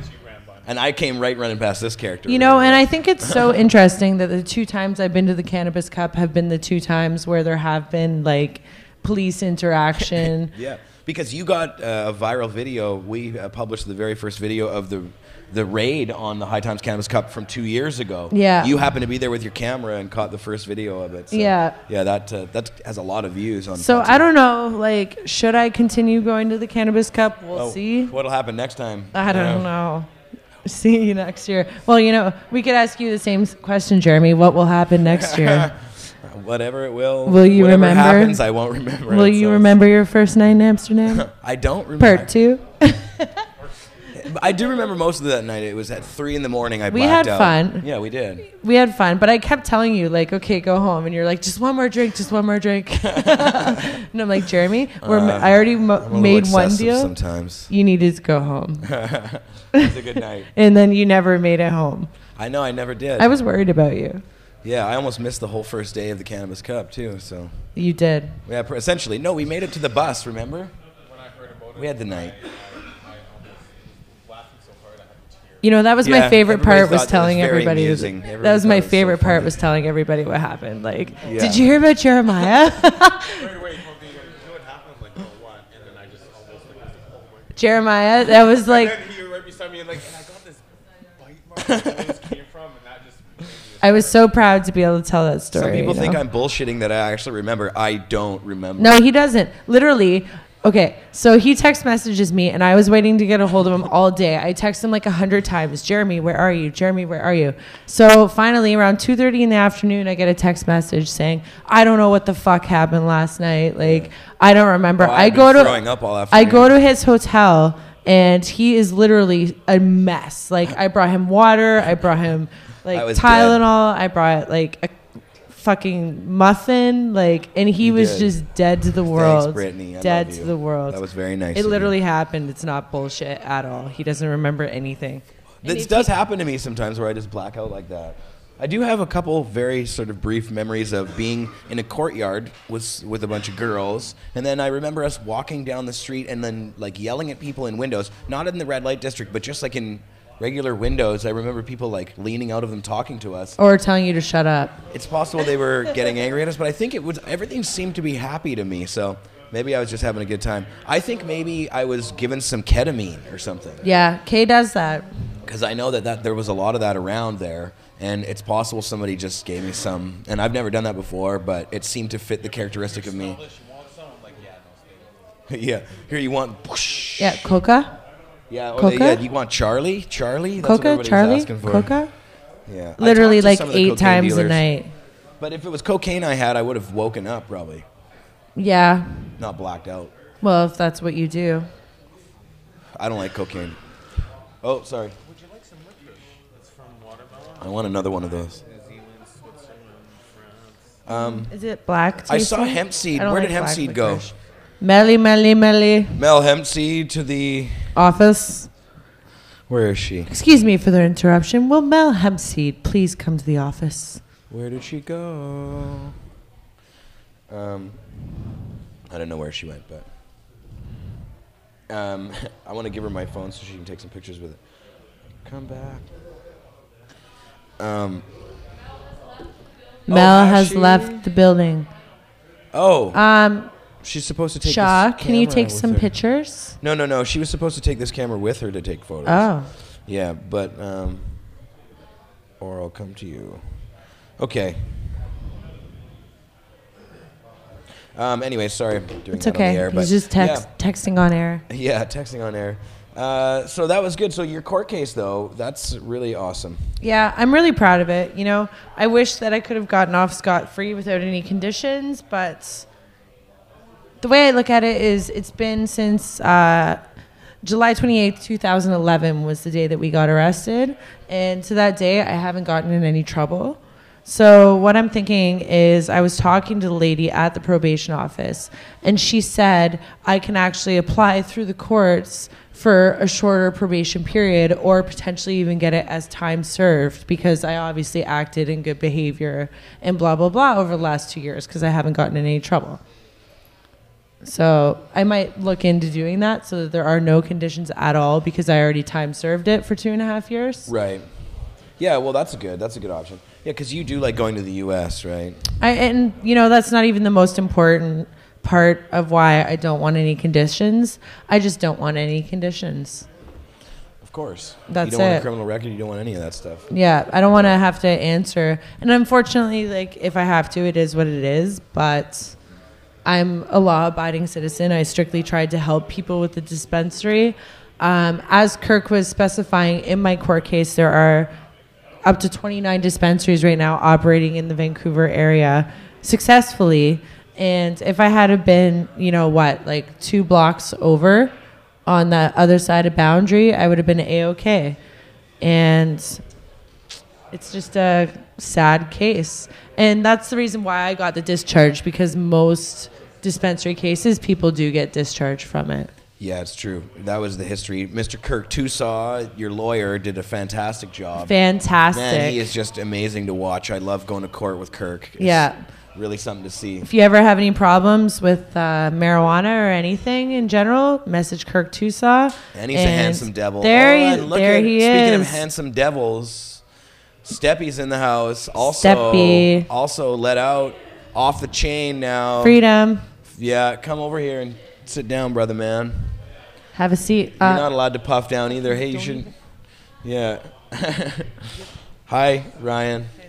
Good to see you, man. How's it going, buddy? It's going good. How you feeling? Pretty good. I bet. A little bit of a relief today? Yeah, it's been a long road, 2.5 years pretty much. No kidding. Is that how long ago it was now that you guys got popped there? July 28th, 2011. Yeah. So maybe tell people exactly what happened. You guys set up this dispensary in Burnaby, and the RCMP didn't like it, but you had already met with the mayor of Burnaby. You know, Dana was helping you guys out. He was on the board of directors and stuff. But what happened? What happened the day that you guys got busted? Jordan. You want to go? Yeah. Sure. So it was just a normal morning, feeding the dog. We're here with Kirk. Talking No, about being represented. I was talking to Kirk stating that, you know, I feel like we should get him on a retainer so that if anything were to happen to us, because, you know, as as dispensaries are, it is still technically risky business, especially in the RCMP territory. Like I said, over here in Vancouver, the VPD has severe problems that they already need to worry about. Anybody who's been down East Hastings already knows that. Right. So the RCMP is bored and have nothing to do. Exactly, Burnaby's boring. Yeah. So I was talking to Kirk that day, and I said, I feel like we need to get you on a retainer just in case. I know you guys can't hit the bong, but I will. Okay, that's okay. I'll hit it for you. Exactly. So a few hours later, I'm at home, And Kirk Tusaw calls me, and I'm like, oh, did he figure out our retainer prices already? That was fast and efficient. What a good lawyer. Answer the phone. Hi, Brittany. It's Kirk. I have something to tell you. And I'm like, you decided a retainer price? And he's like, no, the dispensary was raided today at 10:08 a.m. Jordan just called me from custody. And I was like, oh. Uh-oh. I think we just went black. You sure? No, I'm not positive. The feed's still going. Is it? Maybe it's just my computer. Sorry, guys. Testing, If, testing. the chat can tell us. Are we okay, chat room? Are you okay, chatters? Oh, I saw Duchess 420 in the chat, and she said, hi, Brittany. Who's Duchess 420? Duchess 420 is my apparently good we're friend good. from Ontario. She's a chatter. You might know her. We're off. No, we're good. We're good. We're Okay. Everything's Okay. fine. I guess So, we're anyways, got I- that I phone call still- from Kirk. How do you know we're good, Marius? It just says. The chat says so. Everybody Oh, says so in the good. chat. Okay. It's just my Your computer's- computer froze. my Yeah, computer's it's done. gone. So, anyways, computer. got that phone call, and then Ryan and I just sat there and stared at each other and looked at each other for a little bit, and we're like, okay, so what do we do here? So around 4 o'clock in the afternoon, we got in Ryan's truck, and we decided we'll head over to the dispensary. Took our time because, you know, there's no rush to get to a scene like that. And we had the dog. So 4:19 and a half. We pull up behind the dispensary thinking, you know, because we're so undercover, nobody knows we're there. Then literally open the car doors, and cop cars just flew up behind us, like surrounded us in every way. Freeze! Put your hands in the air. And I'm like, what the fuck do you think you're, you know me, Brittany's, I'm so mouthy. Yeah. I can't control it. She is mouthy. Yeah. Yeah, so I just Very mouthy, I started my yelling God. and screaming at the cop, and I'm pretty sure I was talking to a Mr. Dana Larsen on the cell phone at the exact time of arrest. And they, you know, took the dog and sat the dog on the tailgate. But after we were like cuffed and under arrest, I guess, they were nice and let us sit on Ryan's tailgate and wait. And I have to say that the BC process of getting arrested is incredibly quick. Like, very speedy process. They had us in and out, fingerprinted within 25 minutes, literally. The RCMP's bored. Yeah. They have And nothing to even do. the boss man. Crime rate like, goes down every year. yeah, even the head like guy, because it was the marijuana task force that arrested us. It wasn't the RCMP. It was strictly a marijuana green team? The green team. The green team, exactly. So the green team captain or whatever his name is came out and started getting a little snarky with us, but as we got taken, Jordan got released. So she took Figaro, and like he was okay. He didn't have to go to the pound or anything, thankfully. 'Cause Doggy jail. Doggy jail. That would have been so sad. Poor little guy. Maybe they let you take him in the cell with you. Extradited back to Mexico. So Extradited.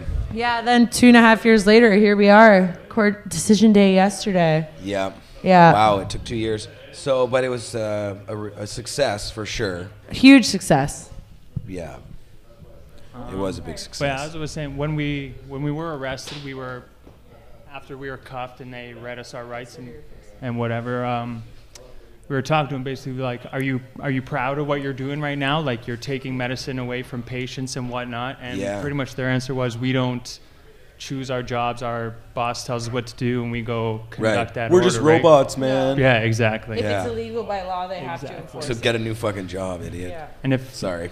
you want to boil it down to a point, I think it's all political pretty much. They didn't want an epidemic. They didn't want others to see how young blood to see how easy we opened up shop. And Yeah. if you look now, they pretty much won and got what they want, because not one dispensary has attempted to open since.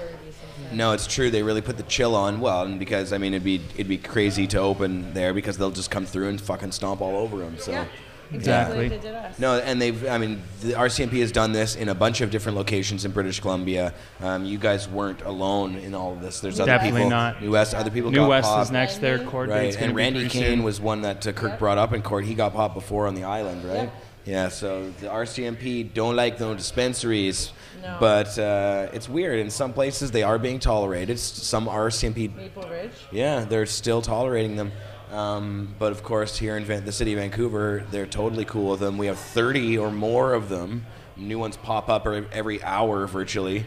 So yeah, there's a lot going on in the city of Vancouver. And remain untouched, nonetheless. Remain untouched, with the exception of one of the iMedicate locations. We won't talk about that one. We just ignore that one, but yeah, no, that was unfortunately MedMark's mom was the one operating that one and was the one who got arrested, and they fucked up. They really screwed with it. They like cracked their safe open instead of just asking. They them didn't to crack open it. ours, but technically unlocking the safe is incriminating. You're incriminating yourself of having control. Oh. Which they brought up in Jordan's court many times. She knew the code to the safe. She knew she had keys. Right. Yeah, that was brought up. So she had a position of power technically. Here's a funny side note about both cases. In Jordan's case, the security accosted me and was angry at me because they thought that I was recording it. They thought I was recording it with my phone, and they made a big deal about it when we were at Jordan's case before. And we had to go down all of us had afterwards, to go to the and they wanted to sheriff look at the phone. I'm like, here, take a look at it. They're like, let's see your recordings. And there was nothing there. But then so this time around, though, yesterday when we were in court, right in the middle of the whole fucking thing, the security guard starts getting choked at me because I was taking notes on my iPad.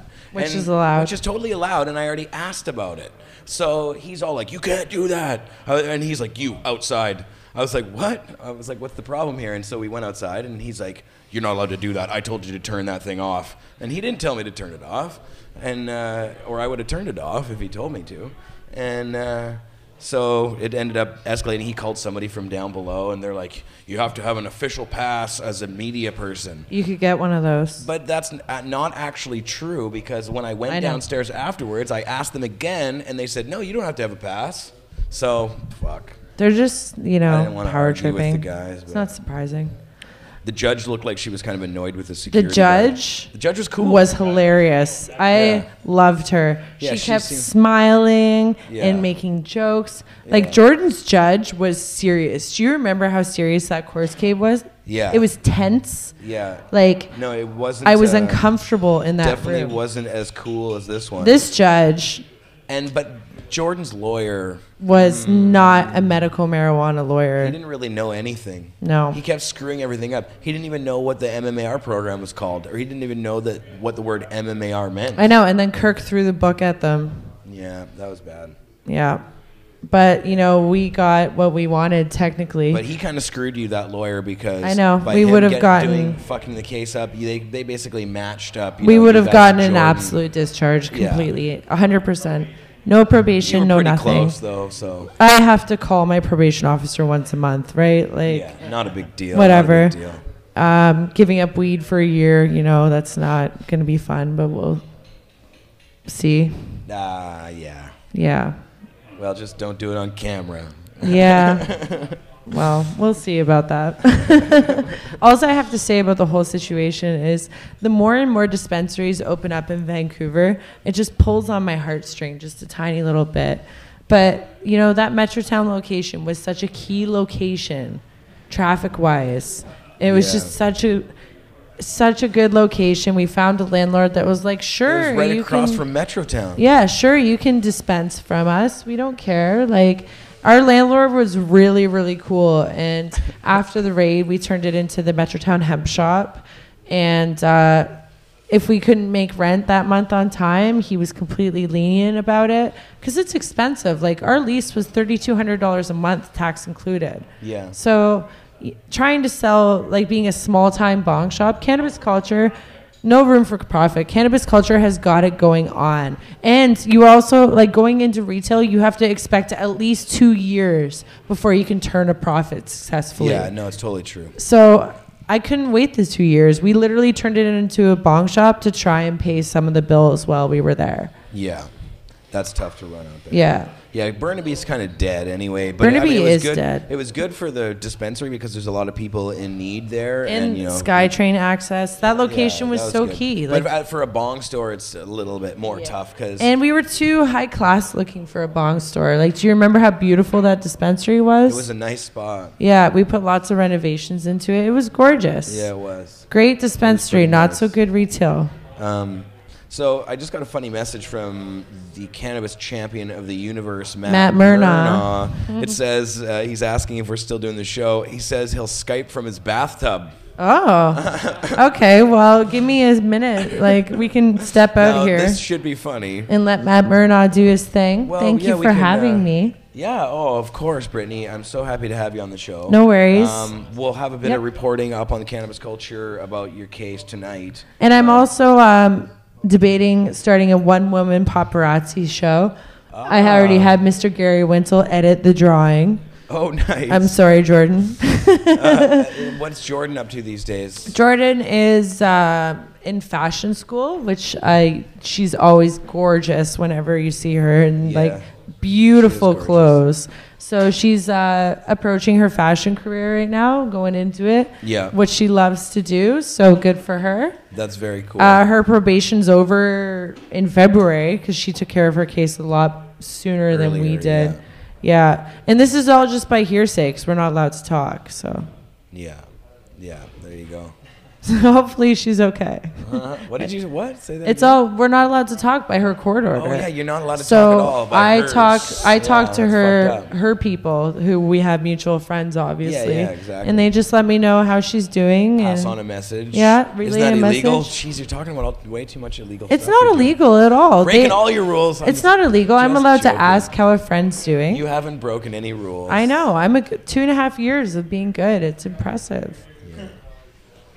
Yeah, no kidding. Good So girl. Very good I girl. believe that Steppy here, my partner in crime, I guess you could say, my co-accused associate, Yeah. who I'm still allowed to talk to. I mentioned, high five. Woo! No conditions that way. So here he There you is. go.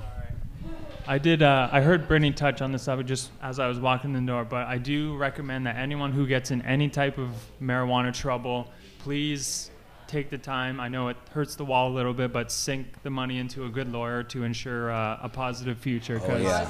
it makes Very the world a important. difference. What's going on? Oh, yeah. And I have to big up my lawyer, Kirk Tusaw. He did a great job.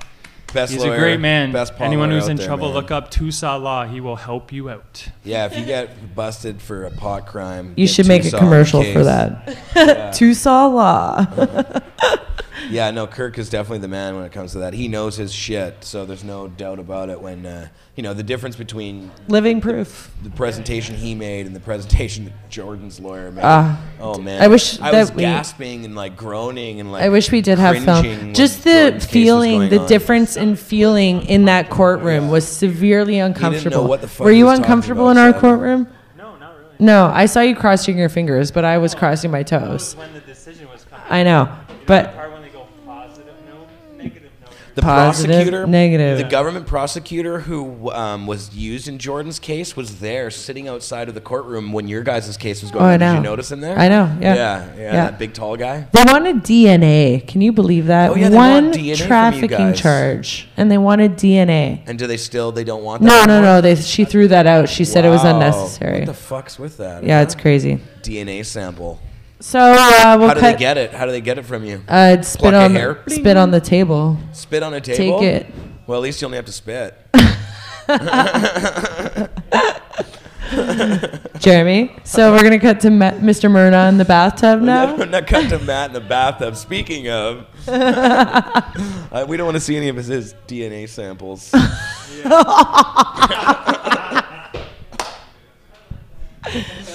Myrna. All right. Well, I don't know. How does he? See, I'm worried about the poor guy. He's like going to bring his laptop in the bathtub. What if he drops it in Some the people tub? have like a book reading shelf that snaps over top of their bathtub just that his holds luck, like he'd be candles like, or splash. food plates. It's like a Myrna. breakfast in bed, but like in the bathtub This is contraption. dangerous stuff. All right. Well, I don't know. Let's see if we can get Myrna on the line. Okay, Mr. I Myrna. guess we can do that from this computer, and we can blast it up here, or should we do it from that computer and do it so they can actually see what's going on? Well, they want to see him in the bathtub. The thing about Skype on the backdrop here is that it just kind of looks like shit for the most part, unless he can FaceTime. Better be enough bubbles, let me tell you. Does he? Let me ask him if he's got Enough an iPhone. bubbles. Okay, well, I'm going to bow out you- gracefully here. Yeah, Bye. before this gets weird. Yeah, before Murdoch gets in the bathtub, I think I have to go to the All washroom. right, guys, that was totally wicked what happened yesterday in court. You guys did a great job, and I think that it really will have a positive effect. This will be going forward now. This is setting precedent. So, Well, thank anybody you. Who gets any other dispensary operators who get fucked, Call have Kirk your case- Tusa. That's right. You'll have your case to look back to. So, All righty. thanks, Britney. Thanks, Thank Jeremiah. you so much.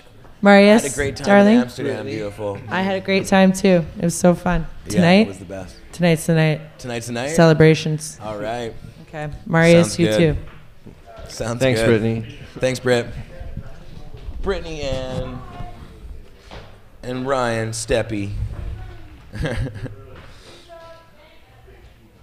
Do you have FaceTime? I'm asking Myrna. Because it's just better quality than Skype. Instead of Skype. So, Marius, do you have a microphone over there? Yep. Oh, you do. How you doing, man? No, I'm just really good at projecting my voice. You want some licorice? Yeah, if there's some red ones. Any red ones? I'm stealing some of this. That's good. No, there's no red. It's all black. I think I like these ones. So, Yeah, these are good. Tia doesn't want any tub. I'm getting messages from the audience, the local audience here, and they're asking for more tubs. They want a lower shot of Bruno's tub. Tia asked for it. Tia gets what she wants.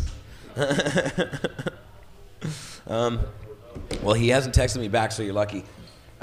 He had just texted me back. Oh no, he won't be able to get. He's an Android user.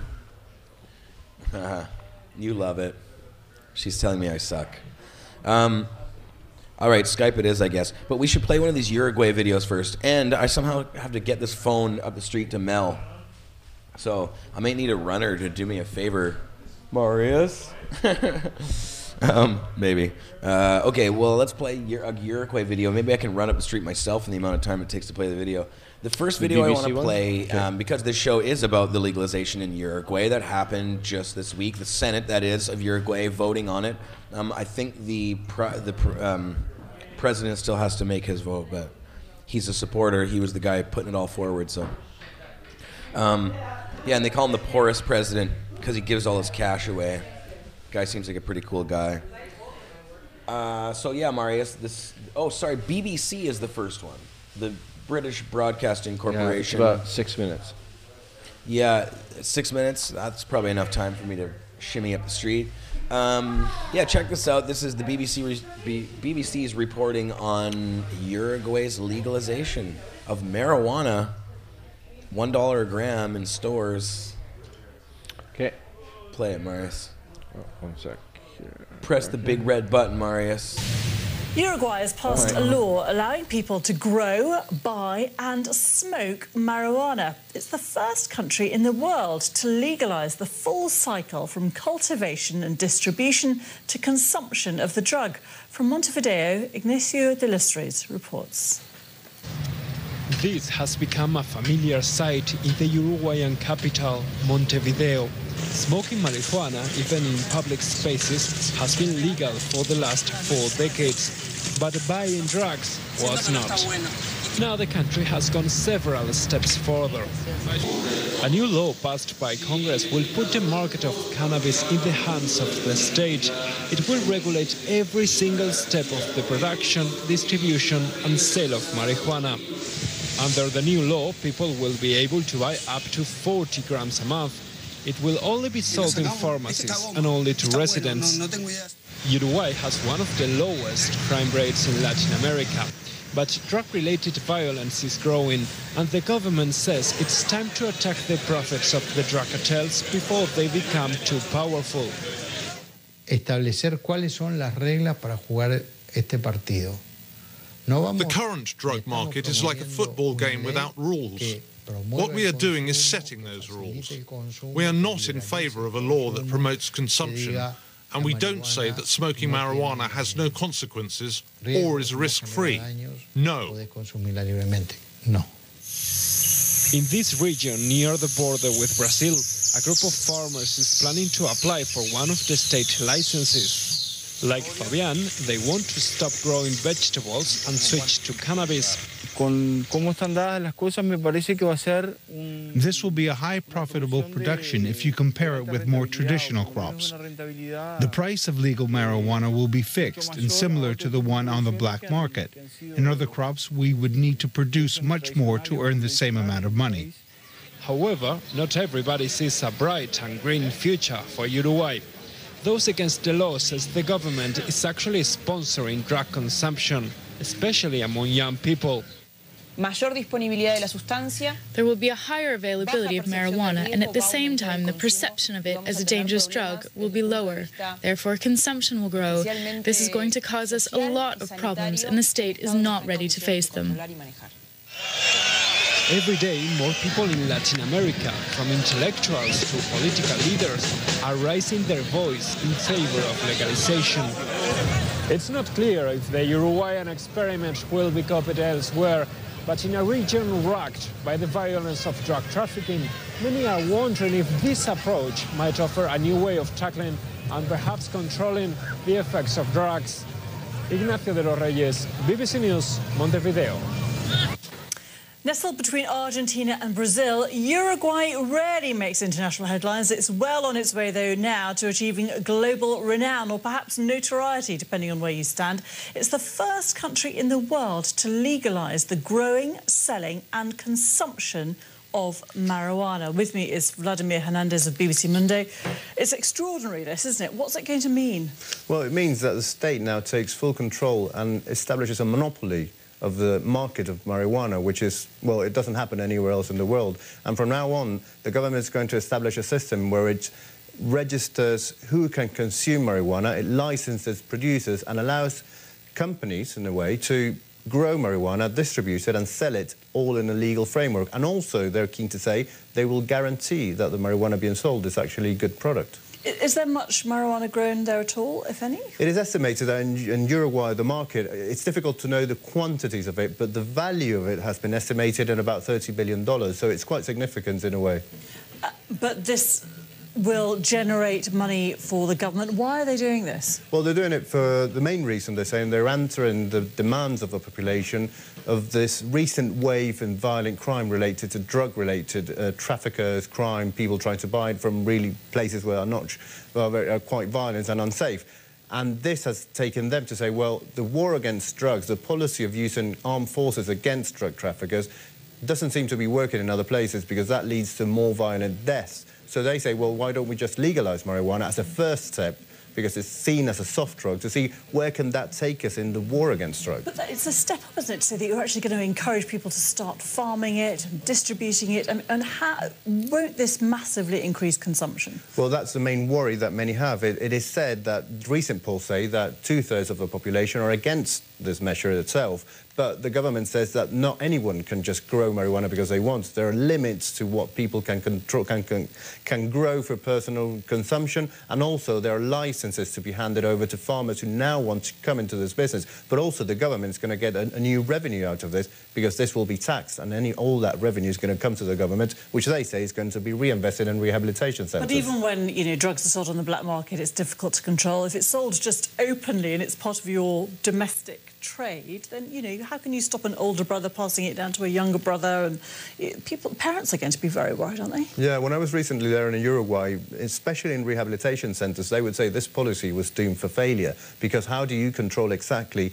The limit is 40 grams per month that one person, a Uruguayan national, can buy at an authorised centre. But how do you control he doesn't go beyond that with the help of a friend who will give him that? And flood the market locally as well. And flood the market. Other countries are expressing concerns. The government, however, says their policy is now going to be established to control this and to assure people that this doesn't mean a rise in consumption, but actually to establish a better system. We'll see. Vladimir Hernandez, I don't think this is the end of it. Thanks very much indeed. Hey, we were frozen for a bit there, and now we're back, and Jeremiah's back. Yeah. Still want to do that dry sift, though. I can't seem to find Skype on this computer. I looked in the applications, in the Finder, And Marius wants to do this dry sift. Probably not there. That's what I thought. Are we black again? No, we just came back. We were black for a bit. Okay, I'll do this and give you your chair back. Get it. Okay. Oh, don't ever use. on the tub. That's all organic, glass, everything, and then you get hit it with that butane. It's just like hurting me. I couldn't believe he's just gonna do that. We use I was in a rush, and oh my goodness. In water with glass, everything's organic, and you're gonna use butane. Okay. I don't look after my body as well as I should. I admit that. Started. Thanks for stopping me. I was just, this is a better taste. Okay. Totally. All right.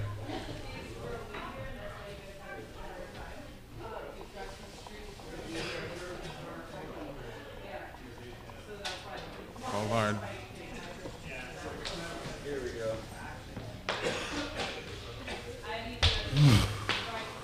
Matt's going to come on. We got to get this hooked up, too. That was nice. And then you're not coughing either. Well, I'm not. That's Isn't amazing. Isn't that smooth? I'm a cougher. I know. That's why I was just waiting. I was going to give you a nice dry sip to it, and you'd be like, Nope. And then that taste on the back. You don't get that when you do shatter or butter. No. Exactly. It's a different taste, definitely. Definitely. So yeah, it's clean, nice. I appreciate them all. Now the Medi Kush. I can the taste is like I'm getting more and more of it over time. That's what I mean. It's just like cool. it's all organic and it's not like destroyed with a bunch of shit. Sorry. Thanks, Meditator John. That'd be John. Medi John. So now we're gonna hit the full melt Medi Kush 120 fresh frozen.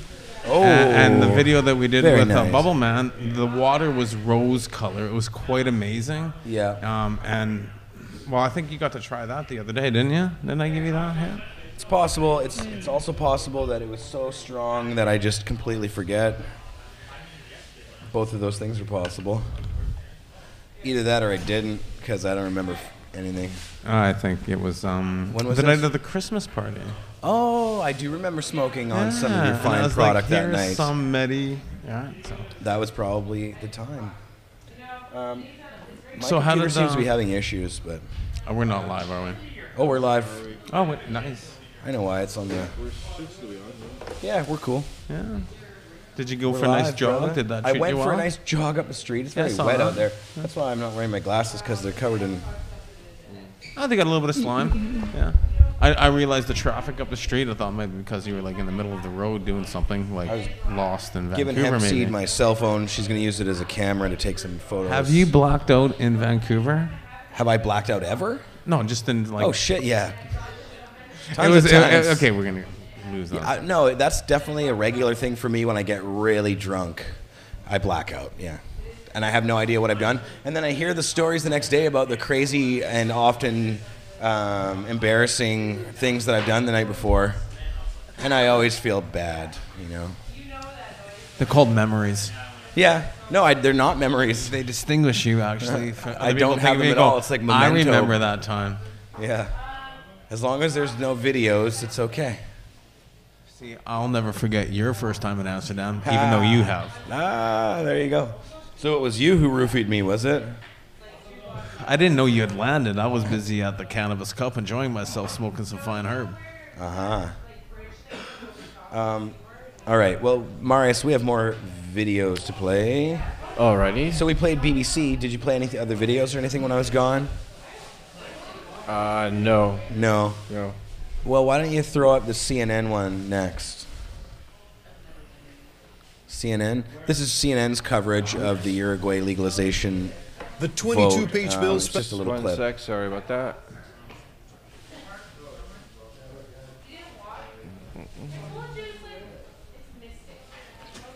I love my Warmont because it's got so many great places to put like beeline in and Nice. everything.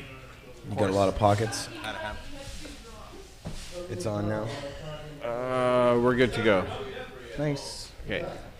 Oh, it wasn't really going already? Oh, I thought it was already No. going. The 22-page bill specifies that there will be 4 ways in which people can legally use marijuana, but users will have to register with the government. People will be allowed to grow as many as 6 plants of marijuana at home and possess as much as 480 grams per year. The bill also allows the creation of marijuana clubs where members can grow as many as 99 plants and use the drug legally. There will also be licensed sales at pharmacies, and finally, the drug will also be sold as medical marijuana as long as the user has a prescription. Now, this is not a free-for-all, and there will be some restrictions. For example, no advertising of marijuana of any kind will be allowed, and the sale of the drug to minors will be strictly forbidden. People under the influence will not be allowed to drive. Violators of the law will face 20 months to 10 years in prison. Even though the bill has not yet been signed by President José Mujica, this is considered a done deal because he's repeatedly said he will sign it into law. In fact, he introduced the bill last year. The opposition says this is the wrong policy, approved for the wrong reasons. This bill, which proposes an experiment in social engineering, as it was described in the Public Health Commission, does not comply with any of the ethical safeguards of experimentation with human beings. Those safeguards are extremely important, Mr. President, given that we're talking about marijuana, a substance that harms human beings. One of the most interesting aspects of the bill is that the state will control and regulate production, distribution, and sale of marijuana. President José Mujica has said the idea is to take the business out of the hands of ruthless drug traffickers and organized crime. Rafael Romo, CNN, Atlanta. Swiss cheese. Oh yeah, sure. Okay, you're back. I'll take one. Yeah. You like? Hi, Pot TV. We're back.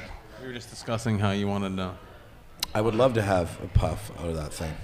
Now, look at this piece. It looks like a piece of Swiss cheese. What do they call this thing? Redbeard actually blew that at the Weeds event here in town there a couple months ago, and I said, "You got to make me a Swiss perk." He goes, "I'm actually making one right now." There you go. And then he called me a couple of weeks later, and he goes, "Do you want it?" Yeah. So it's a Swiss perk. It's got a really nice perk to it, and that's one thing I like about it. It's actually, when you feel it, it's got a great perk to it. It's got great perk. There we go. Yeah, so that was a little CNN clip about some of the details of the whole thing. What are they talking about here? You were asking for the number 5 last looking time. At the chatters. So number sure. 5. Oh, it's number 5 now. Blackout is stage 1. Is the stage 1 alcoholic thing? M said in the chat about my blackouts, I guess. Yeah, that's probably true. But good thing I don't drink very much. Nice. Got the beeline going on.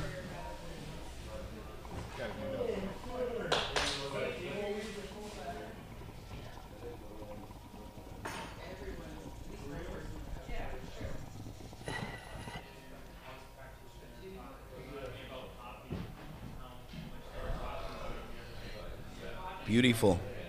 Oh, that's delicious. Very nice, very nice. Talking about that Marius, who's always coughing, he just did a nice dry sift out. No coughing. No coughing. Smooth tasting. No coughing. Yeah, I like it. Yeah. Now I'm really high. Thanks, man. I do. I wanted to mention that on last week's show, I was like putting the show together on last weekend or whatever after it all happened, and I watched a few clips from it, and just like the first part of it, and even just watching any of it, I was really fucking high last week on the show. I was like ridiculously high. I looked really funny and slow, I think. I was like, "Yo, how's it going, John?" Do you remember you were on the show last week, weren't you? Did I seem extraordinarily high to you? I was the guy sitting on the side, passing the doobies in. It's probably because I was smoking your fine product that I was so fucking high. But even when the show first started, like, I looked just ripped. So there you go. Some weeks I get super fucking high. Well, actually, it's usually the edibles. I was really mellow. The edibles, you actually react different to edibles. I normally see that whenever Mark shows up. I do. You know, oh, I get crazy high. And he brings the popcorn there and stuff like that. we eat like 3 bags on the side, and you normally eat like 3 to yourself, and it was like done. Because you just keep munching, you don't realize it. You know who else acts like he's drunk when he's really super high? Is Big Jeff from Saskatoon. Oh, Jeff. Oh my God, when he gets super high, he looks like he's totally loaded. Oh, Big Jeff was also in Amsterdam with us, so I mean... He was getting super ripped. Super stoned. He sat in the corner there at Greenhouse with Enrico. And Can you show off the Redbeard piece here? Like up to the camera, give it a. They're asking for it in the chat here. Baked Baker. Yeah, it's a beautiful piece. A couple Redbeard pieces up here. We have Lovecraft on the table as well. But see, the best thing is because initially Red blew this, and it was well, it's for dabbing. But I said I don't dab; I smoke dry sift. So he actually made me this dry sift bowl. Oh yeah, where the dry sift screen fits in there and perfect. Cool.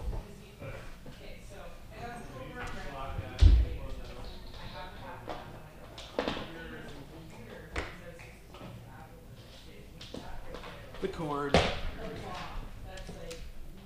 shut down.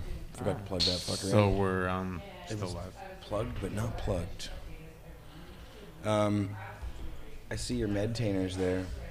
I have a friend who wants a medtainer, and she really wants one. Medtainer? No, it's a she, and she really wants a souvenir from Amsterdam, and I didn't get her anything there. But she was hoping that there'd be a medtainer from Amsterdam or something. The 2013 Cannabis Cup medtainer is sold out on the second day this year. Oh. Like everybody wanted them. Oh, there were some though. Then we had 1,000, and they How were does gone. one acquire one of those?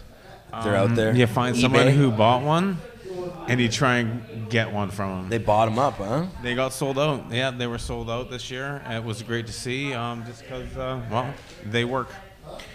Love those medtainers. Hey, what's going on with this thing? It's funny stuff. So we showed the Swiss perk, but now I'm just going to do a little perk so you can see the smoke going through it. Yeah. Plus, I want to do a rip for people.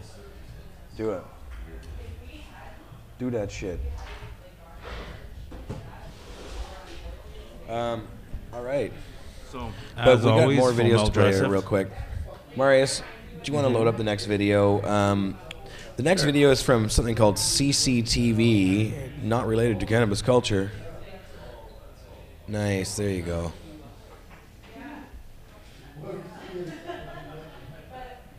Beautiful. And that's how it perks. That's how it works in perks. Oh, I get to watch myself now. You get to watch yourself. That's pretty cool. Yeah, there's a bit of a delay Does there. it work? Okay.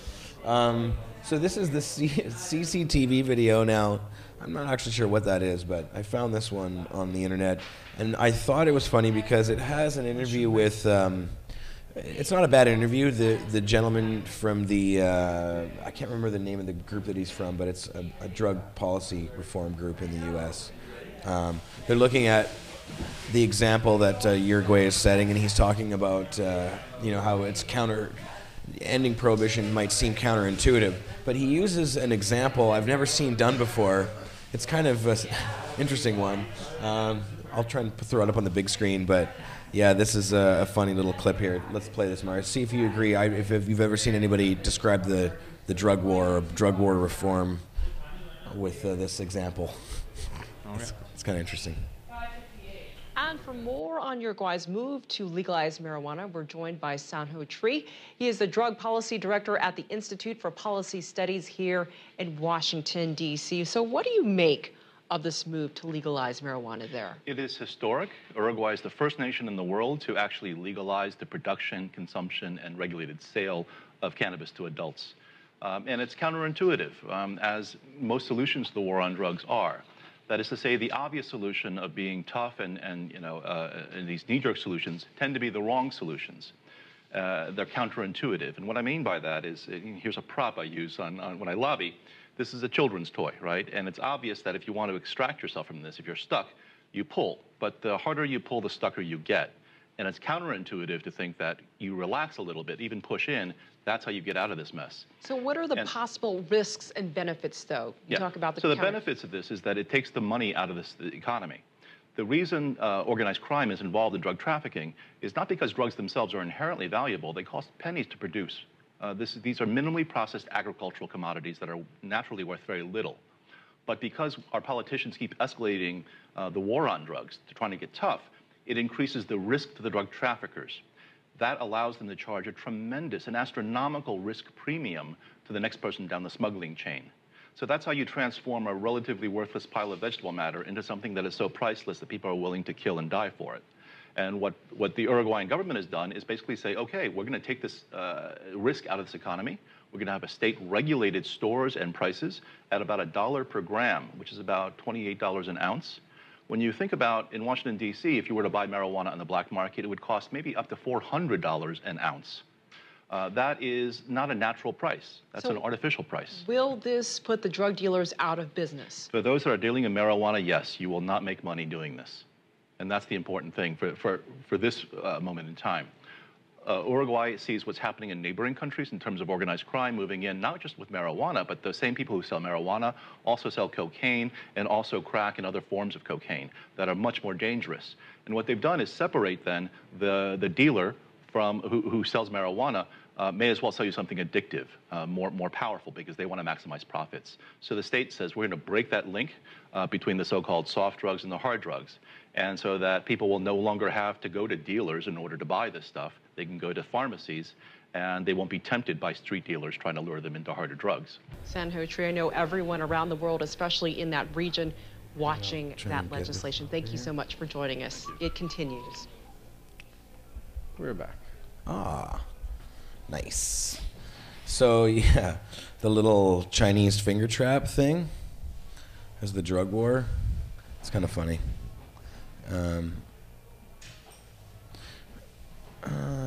Let's see here. So yeah, I'm jealous of Uruguay too, a little bit, I gotta say. $1 a gram, that's pretty cheap.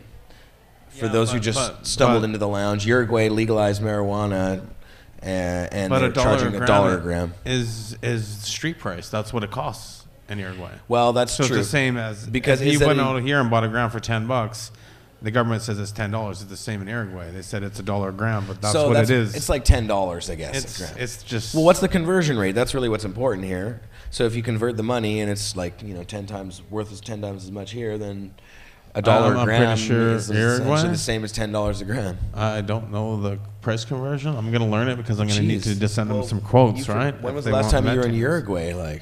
Well, I was actually there this morning on Google.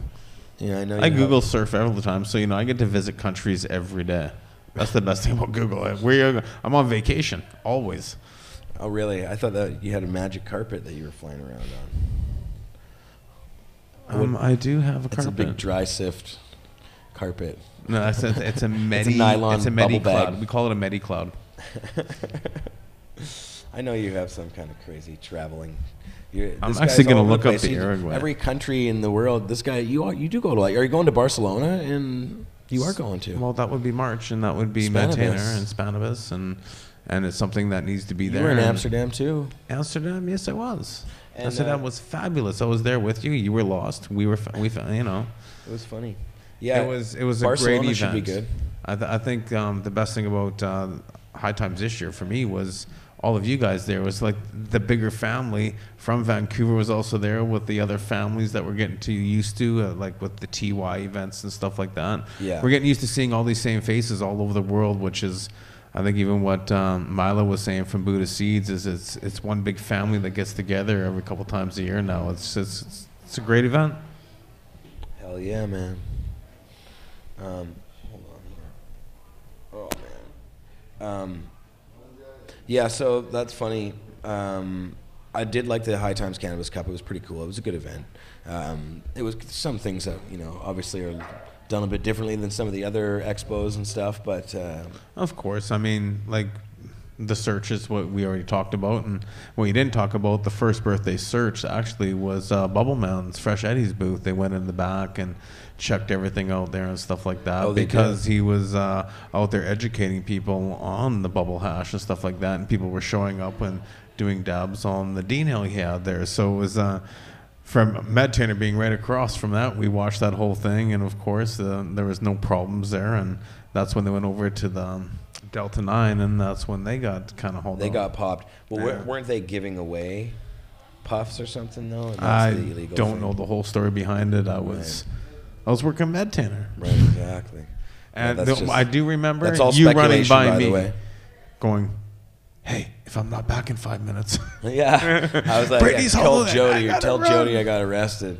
Yeah, because Yeah. of the whole Britney situation. Oh no, I think it was just caught up in the moment, what was happening, and it was really stupid what happened with that. But yeah, you know Yeah, what? well, We're all they, back safe. Everybody's safe and home and happy, and waiting for next year. Yeah, and the police didn't actually get involved, although we did interview the cops. Myself and Med Mark were there, and Anthony shot video of that. You can find that video on the front page of Pot TV as well, actually, right now. So there you go. Yeah, it was that just was fun. one of those great events. Allow Skype to We got access to my puff on contacts. Okay. lots of good hash and lots of good. Well, for me, it was mostly hash. Skype, here we go. Yeah, logging into Matt now. Yeah, I'm sorry. Vape That's why Central. I'm doing stuff in the background. I'm trying to see if Mr. Matt Myrna is available. Hello. He's token in the tub. There he is. Check this out. Okay. He's always token.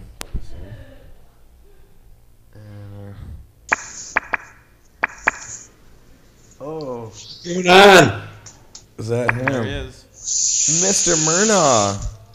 In the tub. I'm out in the bathtub. You're in the I'm in bathtub my wearing a PJs. shirt? Like my PJ top.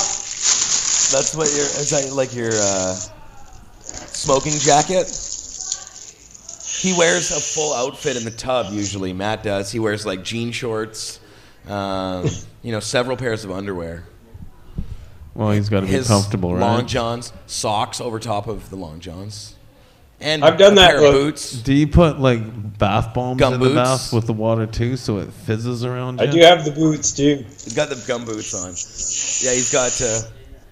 He puts a bunch of Alka-Seltzer pills in the tub all around him, and it gets the Epsom fizz salt. going. You need some Epsom salts, yeah. There And you he's go. got a volcano, a submersible volcano that he brings into the tub with him. You don't have a It's a sublimator special plugged in. issue. What's It's a up? special issue by Stores and Bickle. Underwater volcano. How deep does that thing go? Oh, about 8 feet, but we only use it for the tub or the hot tub. So, a couple feet's good, really. As long as you don't. I was worried about you dropping the cam into the tub and electrocuting yourself and possibly us somehow. Oh, it'd be a good time. It might be. Electricity is always fun. Come follow me to the bathroom. Yeah. So what's going on, Matt? How goes? How's the tub? Oh, life is pretty good here up in Toronto. We're surviving the weather, of course. It's starting to get cold. Yeah. I get. What is a bit cold for you? We're in front of a bathtub. Uh-oh, you're breaking up. See, a bit cold for us out here is like -2, -3. A bit cold for you guys out there is like -20. Okay, I live out in the valley with minus. Yeah, it's like brutal. Like, I had to come home and immediately jump into the warm hot bath, and obviously I'm out of the hot bath now, and it's gonna be a night of playing GTA 5 online. Oh, nice. Oh, that's really good. Now, is there any cannabis-related information about GTA 5? Is there weed smoking in GTA 5? Tons of weed smoking in GTA 5. Really? Tons. I wouldn't doubt that Yeah. there was. I know there's all kinds of other shit, but... Are you being honest? Or yeah, that's really true? Yeah, there's lots of weed smoke in GTA 5. Yeah, I thought there was. I haven't played it at all, but I really, really want to. In fact, I haven't played any new PlayStation. I've rarely even played the PlayStation 2. I have a PlayStation 1, and that was like where I ended, basically. I like the vintage systems myself. I have my NES that I still play all the time.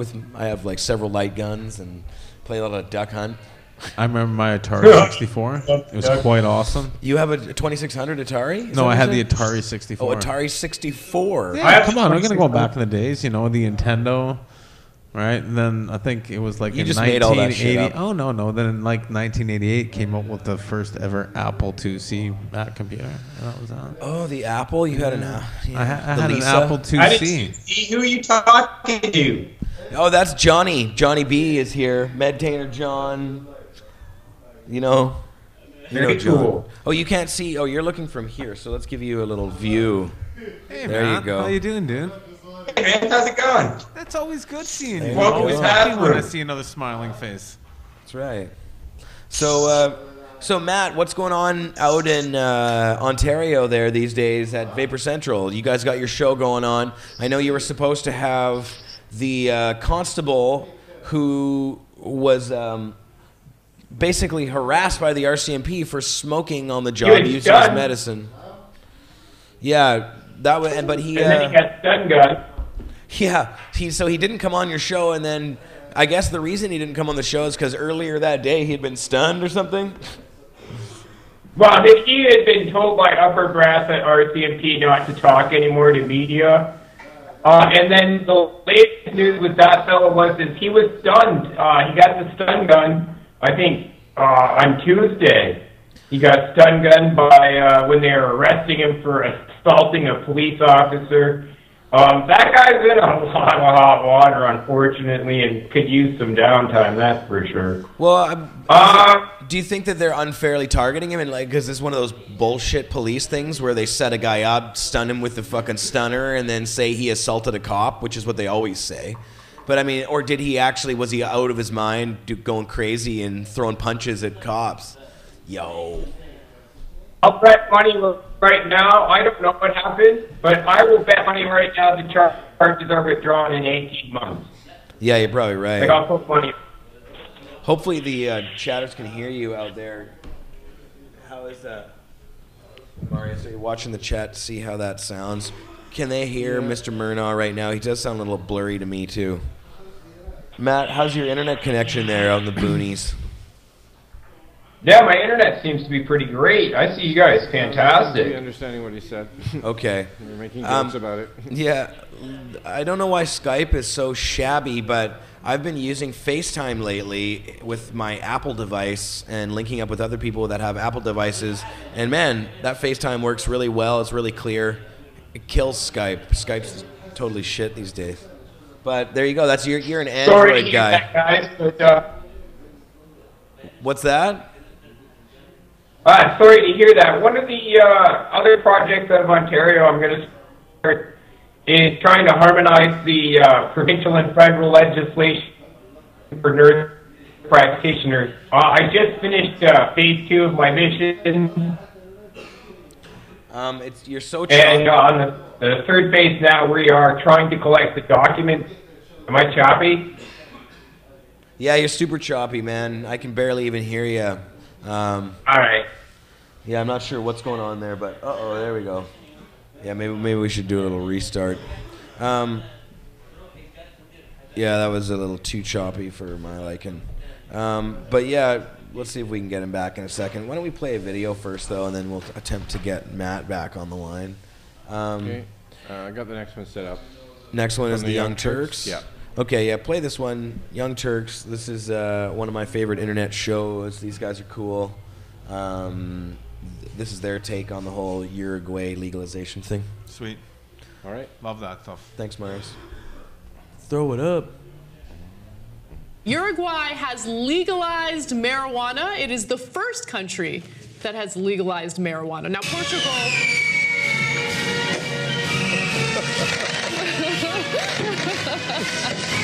All right, so let me give you the details.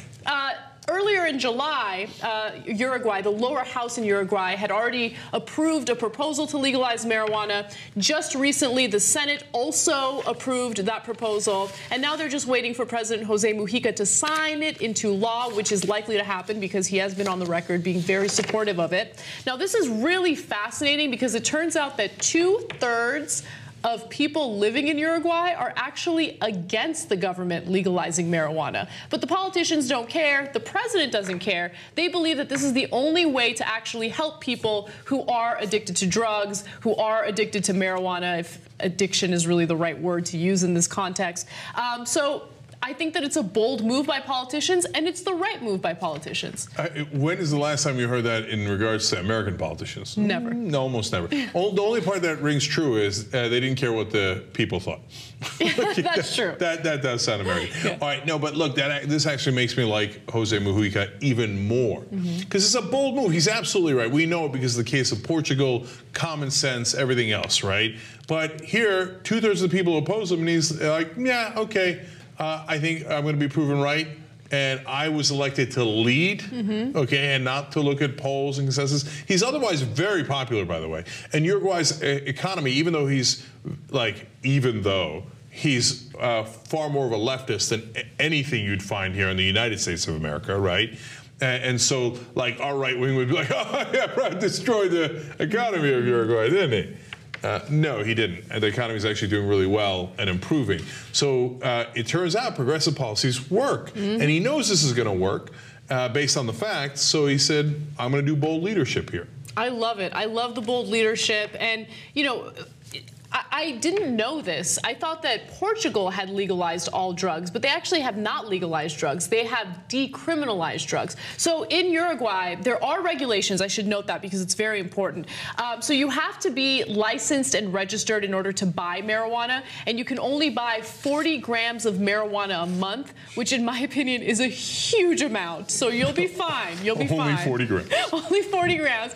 And also, if you choose to grow your own marijuana, you are limited to 6 plants. Again, you'll be all right, okay? Yeah. And Jimmy also, Dore might run out, but you'll be fine. Yeah, you'll be fine. So they are regulating it. I think it's common sense. In Portugal, they have decriminalized it, but if you do get caught with it, authorities can pressure you into rehabilitation, okay? Yeah. Which is not such a bad thing. Yeah. And so what happened in Portugal? They decriminalized back in 2001. Number one, the rate of, and it's not just pot, they also decriminalized heroin, cocaine, etc., right? And the rate of usage for all those drugs has either remained steady or has actually gone down, not up, okay? And Portugal now has among the lowest rate of drug use in any European country. So it's a stunning success. And on top of that, they've virtually eradicated the sexually transmitted diseases that people got through the needles and other sicknesses, etc. And of course, then there's less of a crime element as well because it's not really, you're not going to get busted anymore because people can have the pot. Absolutely. So it's not like that selling it is still illegal, right? And if you're trafficking it, you're a drug dealer, you can still get arrested. But there's less use for it because people can just, use it fine and not get bothered by the police. Yeah. So the crime has been positively affected. People have not used more drugs, they've used less drugs. It's just a win all around. And I think the most important thing that we're missing here is that it will take the power away from drug cartels. If you can purchase this from pharmaceutical companies or from the government, then you don't have to go to the streets to buy your drugs. And all of a sudden, cartels are out of business. They lose their power. And that is awesome. And since they have focused on rehabilitation, and if you're going to do drugs, the safer way to do it, deaths due to drug use is almost non-existent. Okay, isn't that amazing? Well, that's what happens if you don't just let guys do drugs in a crack house in a corner, dark corner somewhere, where of course they're going to screw it up and then they're going to kill themselves, right? And now Uruguay is a significant step forward even from Portugal, because it's one thing to decriminalize and say we're not going to put you in jail for it. It's another thing to say it's legal and it'll be regulated, so it'll be even safer. And not only is it legal and regulated, they're also launching a campaign to educate people about the harmful effects of marijuana. So, smoking it can do some damage to your lungs, yada, yada. So they're kind of taking after the American policy on tobacco, right? We didn't criminalize the use of tobacco or smoking cigarettes, but we did educate people about how harmful it is to you. And as a result, the number of people smoking in the United States decreased significantly since we launched that educational campaign. We're back. Nice, thanks, brother.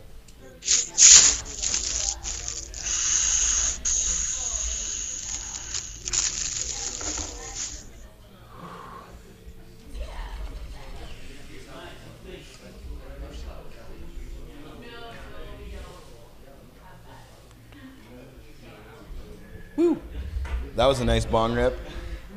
So I guess we're back. I got Lovecraft here. I'm gonna have to hit Lovecraft pretty quick here. Yeah, so there you go. The Young Turks. They're always funny. I didn't actually get to see that whole thing, but the Young Turks video.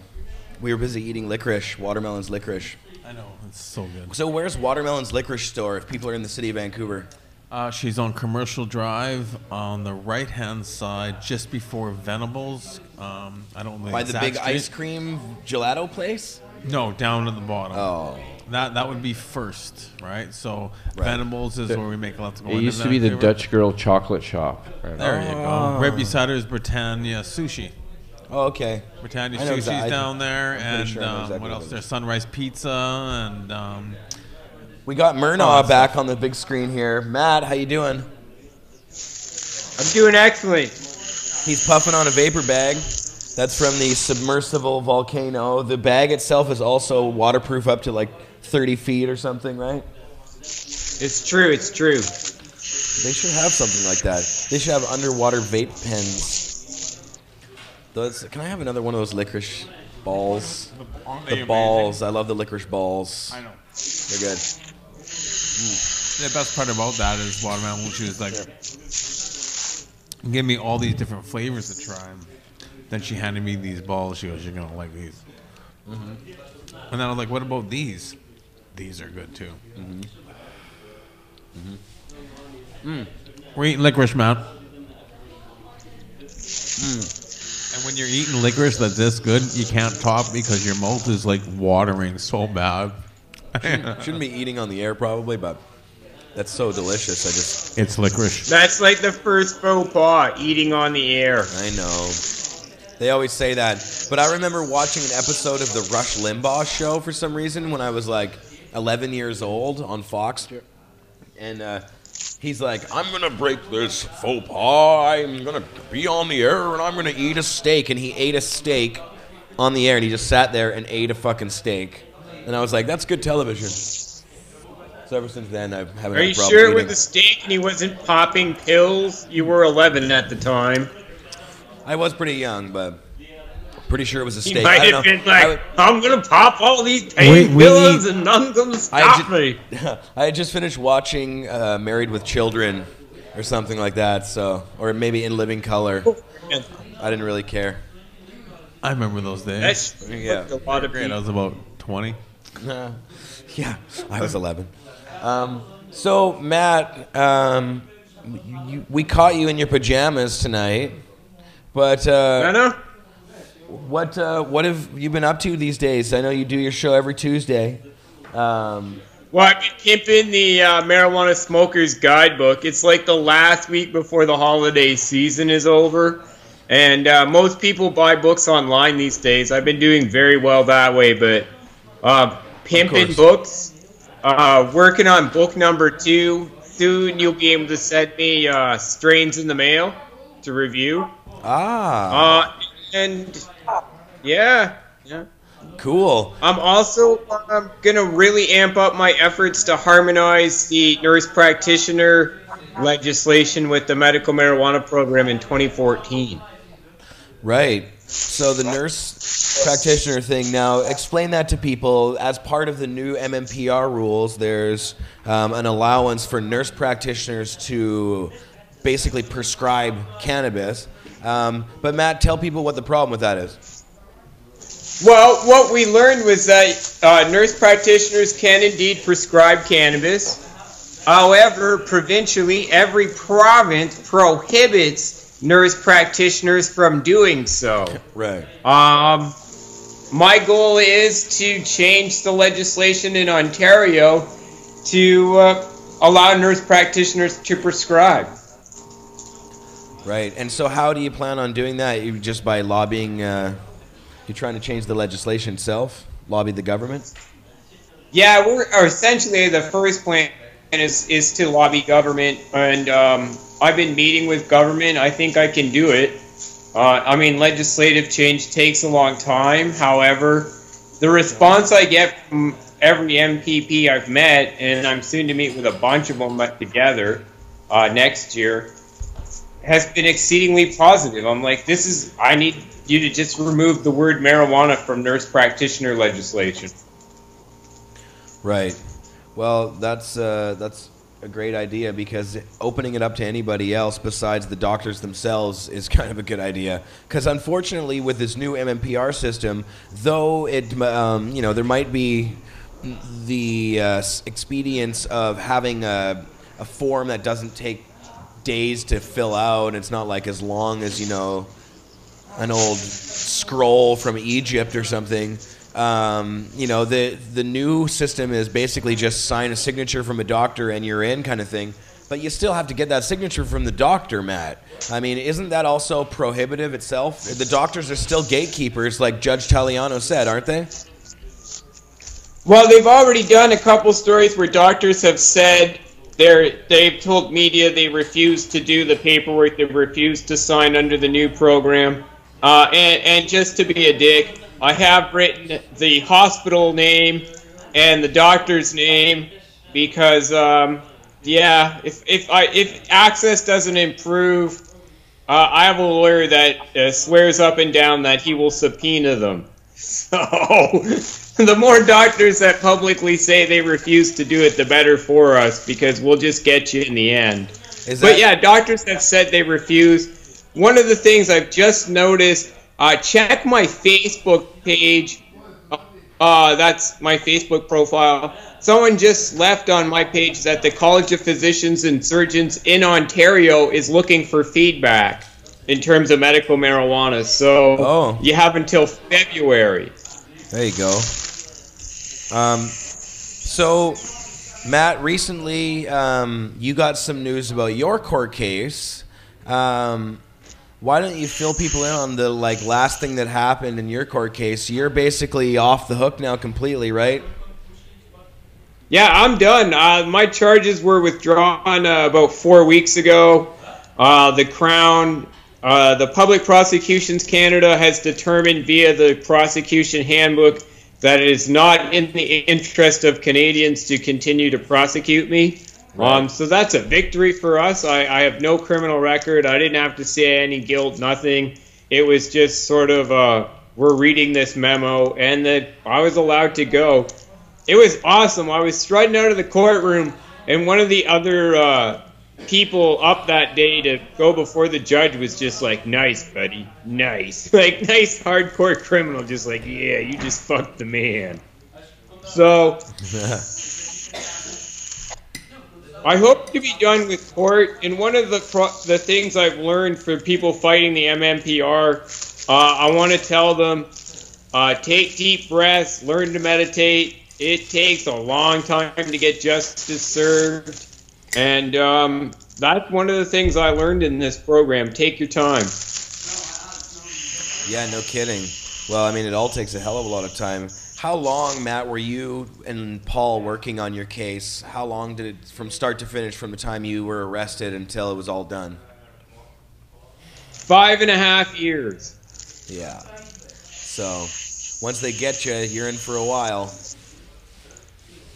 Oh, one of the biggest problems the MMPR team will have is when they serve the subpoena on Health Canada, they'll fight that subpoena as far as they can fight it. So that in itself could take a year to just get a subpoena issued to Health Canada. Right. And so, Matt, now have you been sampling, you've been trying to acquire marijuana from the new providers of medical marijuana from the MMPR system that's being set up. How successful have you been in acquiring marijuana from these companies? Well, it's funnily enough, Canamed sent me a nice letter from Brent Zettel, and they asked that I would have my doctor fill out their form. You got a letter too. Doctor. I've registered with 2 of the 3 facilities, and not one of them have got back to me. Johnny's been unsuccessful, Matt. I've emailed them both, Canna and Medijan, and whatever pops up, I'll email them too. Well, Medijan isn't actually legal yet. No. No. He's not legal. What about the other one, Matt? Isn't there another one on the slate that's a little bit better? Naturals look very promising in Ontario. I haven't tried the product, so I'm not prepared to endorse other than in terms of something looking promising, and the first report back was it was good product. I spoke to their marketing guy. If you check the company bio, Peace Naturals, the person who founded the company, has a health food line of hemp product, and he started growing medical marijuana for his parents.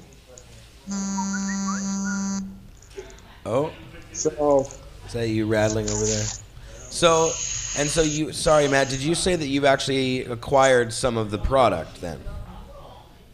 I haven't acquired the product myself, so I can't say, but we have someone who has tried it and they liked it. Oh, you know? I can't say myself. So they don't have my endorsement other than saying the first person that got it, they liked it, and it appears promising enough that I'm prepared to try. Who is this mysterious person? Can you tell us who this person is? The fellow's on my Facebook. His name escapes me at the moment. Oh, it's okay. But I always contact my Facebook. I have a lot of Facebook friends. He's like, hey, I got product from Peace Naturals. And he tried that. I contacted Peace Naturals before then, and I talked to them about interviewing their grower. The Toronto Star was at my house recently with a photographer, and he explained what the plants look like. And I'm not saying they have full bud, and it's not irrigated. Right. Is the chat able to hear Matt okay? Marius, can you ask the chatters? Chatters, can you hear Mr. Murnaugh okay? Just want to make sure. And can I have another licorice ball? The level seemed okay. Addicted to those things now. Would you like the? The black licorice ball is my favorite. Those are the precious ones. Those are the precious ones now. Oh, they're few and far between. You don't have to get. No, it's okay. I won't steal your precious. Actually, it turns me get invisible. them on Commercial Drive at the Licorice Parlor. I'll make sure to go there. Those are great too. So what are you smoking right now, Matt? Marius, do you want a licorice? I'm smoking Bubba Kush from the Humboldt Seed Organization, possibly the best Bubba Kush I've ever had. It's in the top 5 of all-time strains. It's freaking unreal, this Bubba Kush. You're gonna have to try that. Highly recommended. Yeah, I'm finished with that one. Sorry, that was the Bubba. Bubba Kush Humboldt Seed Organization. We got some Medi Kush on the table here. I just took a sniff of it. It's really good. Okay, so we should probably get through our videos. I was going to try and wrap the show up in like a moderate amount of time, but what time is it right now? It's like past 6:30, and I'm getting It's ready past to pack 6:30? up. Oh, shit. Wow, another 3-hour show. See, this is supposed to be a 1-hour show, but it always ends up being 3 hours. That's because we love to talk. We do love to talk. And we'd like to entertain you guys out there. Nobody's stopping us from keeping going, so, No. you know, there's nobody to tell us what to do. We can go as long as we fucking want. That's the best part about you having your own show. It is. There you go. And, yeah. And I'm able to come here and puff with you. Thanks. So, this Matt, will be for the Vapor Central Christmas party on Sunday. That's why I'm in Friday night, people. Ah, I see. And he's sucking on absinthe. He's got a big bottle of absinthe. Matt, This tell is the real people, deal, too. for those who don't know, for our viewers at home or in the lounge, tell people what absinthe is, Matt. It's hallucinogenic alcohol. Yeah, I got a bottle at home. Have you ever hallucinated on it? I've done it once before back in 1999. I had to reacquire it. And the first guy tried to sell me the absinthe. I'm like, no, I'd like the stuff that's actually hallucinogenic. And I had to check in with Bud Cannabis to remember what the name of the hallucinogen that goes in. It's wormwood, but it makes some sort of hallucinogen. And you got to make sure when you buy the absinthe, when you're out and about acquiring it, that you're not just sold the fake absinthe. Yeah, it's good stuff. And do you do the whole caramelizing the sugar by lighting the spoon and then stirring your drink and all that stuff? It's like a flaming mo. It's like a flaming mo. No, the way we flaming did Homer with the absinthe, we put a sugar cube on a teaspoon and you pour the absinthe over the sugar in the teaspoon, and it would melt the sugar in, and then it's some kind of complex process. It's a process. Yeah. But it's just Makes it's it more taste of good. uplifting. That's what I mean. It's There you just go. it's just a more of a happier kind Gets of you higher. happy. I have Redbeard's piece I'm going to hit here. But, Matt, I just wanted to ask you, the theme of the show today is about Uruguay's legalization. Uruguay has legalized marijuana, and it's $1 a gram there. I guess that's Uruguayan dollars, though. So that could mean just about anything. That could be like $50 a gram, as far as we know. I'm probably sure it's probably like more like No, 20, I 30 looked cents. all into this. What's that, I Matt? assure you this, Jer. I have been watching the Uruguay legalization thing since the beginning.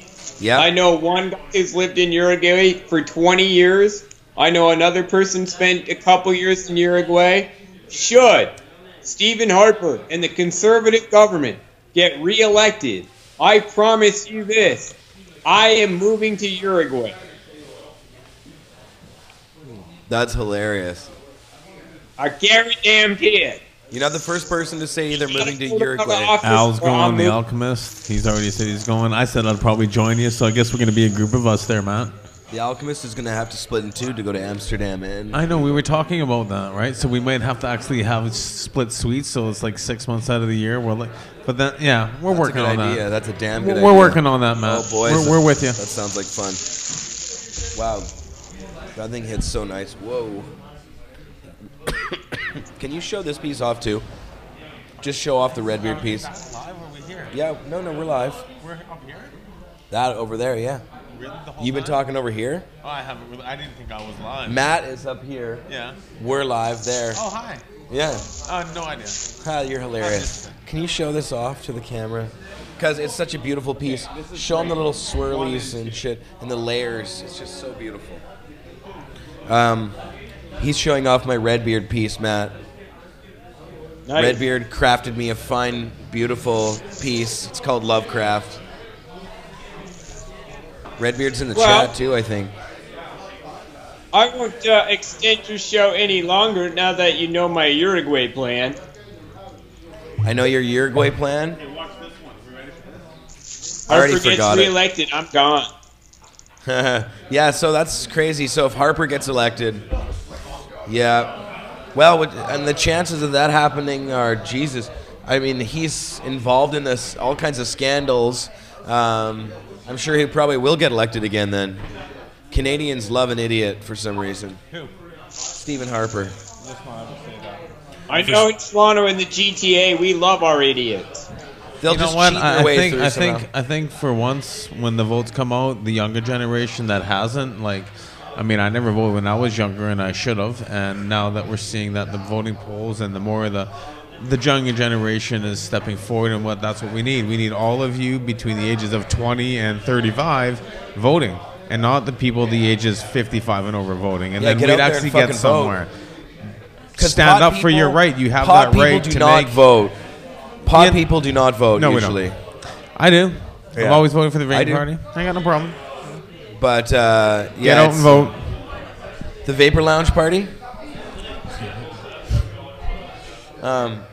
Yeah, I definitely think that if we got off our asses and actually got out there and voted, we'd have no problems with this shit. But nobody votes but those old But conservative. it's kooks. about educating, and with social media, like what Dana with Sensible BC and what we're all doing, even with Cannabis Culture Live, your magazines and stuff like that. The more we talk about it, the more we educate our young people out there on in medicine. We're seeing people being cured all over the world of cancers, different diseases, stuff like that. Yeah. I mean, it's just happening. It's mainstream. It's on CNN.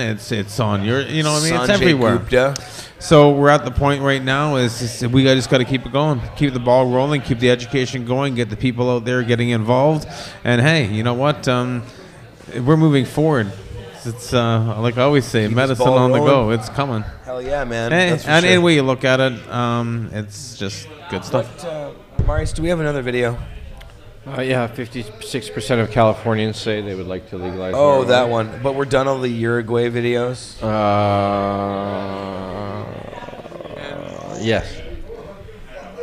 I love you guys, and I'm about ready to say peace and make my way towards that glorious outside traffic that I have to get into. Oh, you got to drive home and all that out there? Yeah, I got a valley. You know, we'll see what happens. Cool, man. Well, thanks for coming on the show. Always love it. And thank big you ups for actually everything. having me and love doing having you what on the you show. do for everybody. That's what we're here for, man. Peace, guys. Johnny, Peace. that's Johnny B. Check out his latest on the front page of Cannabis Culture right now about his award-winning Medikush strain, which is in that jar right there. 2 awards. Took home 2 awards. So, first and second place. First year, second year. 2 different years. You didn't win both the same year. That was at the Treating Yourself Expo Medical Cup. Hopefully we'll be having another Treating Yourself. There's some rumors that are floating around that someone might be picking up this event, and that Maybe would be it'll really come back. cool. Who knows? You know what? It was a great event, and I think if Well, as We don't far as know. it sits now, it's been announced that it will be gone. yeah, well, Marco It's is dead. just closed up the magazine. All right, and I'm stuff tired like of this that. shit. I'm having Marco on the show. You should. Yeah, we got to have Damn Marco right. back on the show. You got to get him on the show. We got to get him talking All right. about what his We'll next steps are. negotiate that. For sure. I'm sure he'll come on, no problem. We're friends. Okay, so I guess, Marius, we could play that 56% of Californians want to legalize pot now that that Colorado and Washington State got theirs. California's all jealous now. They're like, really sorry, feeling bad that they turned down Proposition 19, kicking the dirt. Now they want their chance again. Well, California. Okay. Marius is saying well, this something now. this is a poll, but I did a story today on how the Drug Policy Alliance is introducing a measure, but not yet, probably not until 2016. The DPA is sponsoring one of the bills there or something? Yeah, a but new because ballot they don't initiative? they don't want it to fail. They They're don't want it worried to about fail. it. It's Well, gonna there might fail, be so there might be they're enough waiting on momentum it, now. So. Yeah. Matt, But have you anyways, heard back to the video. California wants to legalize, and doesn't New York also want to do some legalizing these days? New Jersey or something? Was it I Jersey? hear it's the I think end it was New of Jersey. prohibition. The Everybody walls are wants to crumbling legalize pretty it hard now. I think Americans, the throw world it on really is fed up with this. Uruguay could be the watermark. They could be the ones that have knocked it down. I heard Morocco's looking at this now. There's going to be a lot of third world countries that Morocco's go, got some great hash. you know what, we already hate America, so let's really hit the boots to them and legalize pot and just go, you've already done it in a couple of your states. It's going to just happen all around them and from within as well. You got 6 plants growing in Colorado in everybody's gardens. Washington's doing the same thing. Look at the control board saying that they should just have their patients grow at home 3 plants in flower and a couple plants in veg or something. That's the new stuff. I think I read it on your website today. Yeah. That's it's going to be a different system in Washington and Colorado than it is here with our new medical thing, where you have to get it sent to you in the mail. I was just Courier. thinking, It's courier service. Courier service. Yeah. I just saw a news item recently that what's his name, Bezos or something, the guy who runs Amazon.com, had these.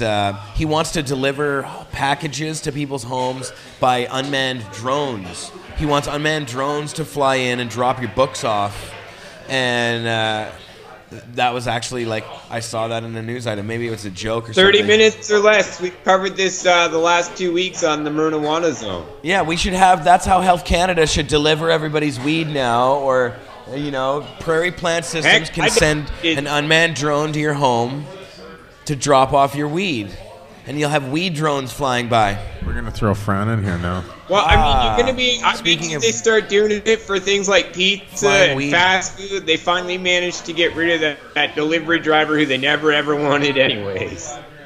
GPS, man. They just zing it via GPS. Yeah, exactly. There you go. Hi, Franny. We have Fran Coover in the house. The camera's right there. Camera's right there. How you doing, Fran Coover? Good. Yeah? Yeah. What's new? Not much. Not much? Not much at all. No. No? Any concerts going on these days? No. None. No. None at all. Ever. Nothing. Franny's Britney got a unconditional discharge. How cool was that? Man, really good. We had her on the show today talking about it. Good. It's pretty amazing that. Yeah, we have a bit of an echo here. Turn that down there. I need some more maintainers. How's that? Ah. Fran is a maintainer queen. Fran likes the maintainers too. Yeah, we the whole set. I love the maintainer too. Okay, we were gonna play this video about California, so Marius, slap that video on. Okay. Let's see this thing. Thanks for having me. Oh yeah, we can. It's only 55% of California voters say they would support a ballot initiative legalizing recreational marijuana, according to a new poll by the Field Research Corporation. About the same percentage, 56%, say they would actually vote for the proposal to legalize recreational marijuana. When Field Research first asked voters if they favored legalizing marijuana in 1969, 13% supported it in California. Supporters of the ballot initiative have until February to gather 500,000 signatures to get it on the ballot next fall. Up next. I love that you just appear and disappear in a flash. We're back. We're back. And then we have the DE agents become We're back. Say what's? We have one video left. What's the last video? DEA. Oh, that one? Yeah. I don't even. What time is it? 6:43? Oh, we could play this one, I guess. I haven't actually watched this video, but this last video is supposedly from CNN. Oh, we lost Murnaugh. Oh. Yeah, something happened there. But we'll play this last video. I did clip this video just because I saw it sitting there, and it was intriguing that a former member of the DEA is now involved in the marijuana consulting business. I don't know how interesting this video is going to be. I didn't get to watch the whole thing. But let's check it out and see what happens. You guys check it out too? Stories we think are not getting enough attention. He made his living fighting what used to be called the war on drugs, but Patrick Moen suddenly decided it was high time for a radical career change. So how does a guy go from being a DEA supervisor in charge of a team of agents who bust traffickers for a living to the new hire at a private equity firm that's entire business is based on marijuana? Patrick Moen, now of Privateer Holdings, is kind enough to join me from Seattle to explain. Patrick, thanks for being here. So tell me about what you did at the DEA and what your new job is like as the Director of Compliance and Senior Counsel of Privateer Holdings Incorporated. Sure. I spent over 15 years in law enforcement, 10 years with DEA. I worked primarily on targeting large-scale drug trafficking organizations. Moving heroin, methamphetamine, cocaine, etc. And now at Privateer Holdings, I'm going to be running their compliance program and acting as an in-house attorney. And you're going to be making sure that Privateer Holdings adheres to state law, but not presumably federal law, because marijuana is still illegal federally, right? Right, so we're operating in obviously a very complicated legal area here. Excuse me. What our business is focused on right now is investing and managing businesses that support the cannabis industry. For instance, we operate Leafly.com, which is like a Yelp of cannabis review. And we just established an enterprise called Arbormain that's going to run and manage business parks in Washington State for cannabis production. Obviously, it's an emerging industry, and as we transition from a black market to a legal market, we're kind of having to make it up as we go along. But we're doing it in a way that's ensuring professionalism, legitimacy, and transparency. When you were a DEA agent and you were fighting drugs and the importation, the selling of narcotics, did you think that marijuana shouldn't have been included on the list? Well, there came a point in time in my career when I realized that targeting marijuana was not an effective use of our resources. And the reality is myself and most of my colleagues had always subconsciously prioritized the drugs that we felt were causing the most harm to society. We're talking about cocaine, methamphetamine, heroin, and that marijuana was just not an effective use of our resources. How do your old DEA buddies feel about your new career? I have to be honest, the response has been overwhelmingly positive. That's surprising because obviously DEA individuals take the war on drugs very seriously. Marijuana is still illegal federally. I understand that you didn't think it should be a high priority, but you never told me that you thought it should be legal. How do you justify it, and why do you think you're getting such a positive response from your former DEA colleagues? Well, I have the utmost respect for all my former colleagues. I had a very fulfilling career there. They're doing difficult, dangerous, and thankless work. And as I said, the reality is they're focusing on the hard drugs. But DEA agents are just a subset of the American population as a whole. And 58% of Americans believe that cannabis should be legal. And I'm one of them. In a recent poll, as you point out, 58% of Americans are in support of legalization. In August, the White House announced that the federal government will not interfere with state marijuana laws. Have you smoked marijuana since leaving DEA? I'm going to politely decline to answer that question, but I will say this. Adult, responsible use of marijuana is a decision that every individual adult should make for themselves. Patrick Moen, thank you so much for joining us and telling your interesting story. We appreciate it. Thank you. Okay. Yay, we're back. We're back. Nice. Thanks, Marius. I'm going to hit this bong one more time, and then that's going to be the end of the show pretty much, I think. A yibbity, yibbity, yibbity. Yibbity, yibbity. That's all, folks?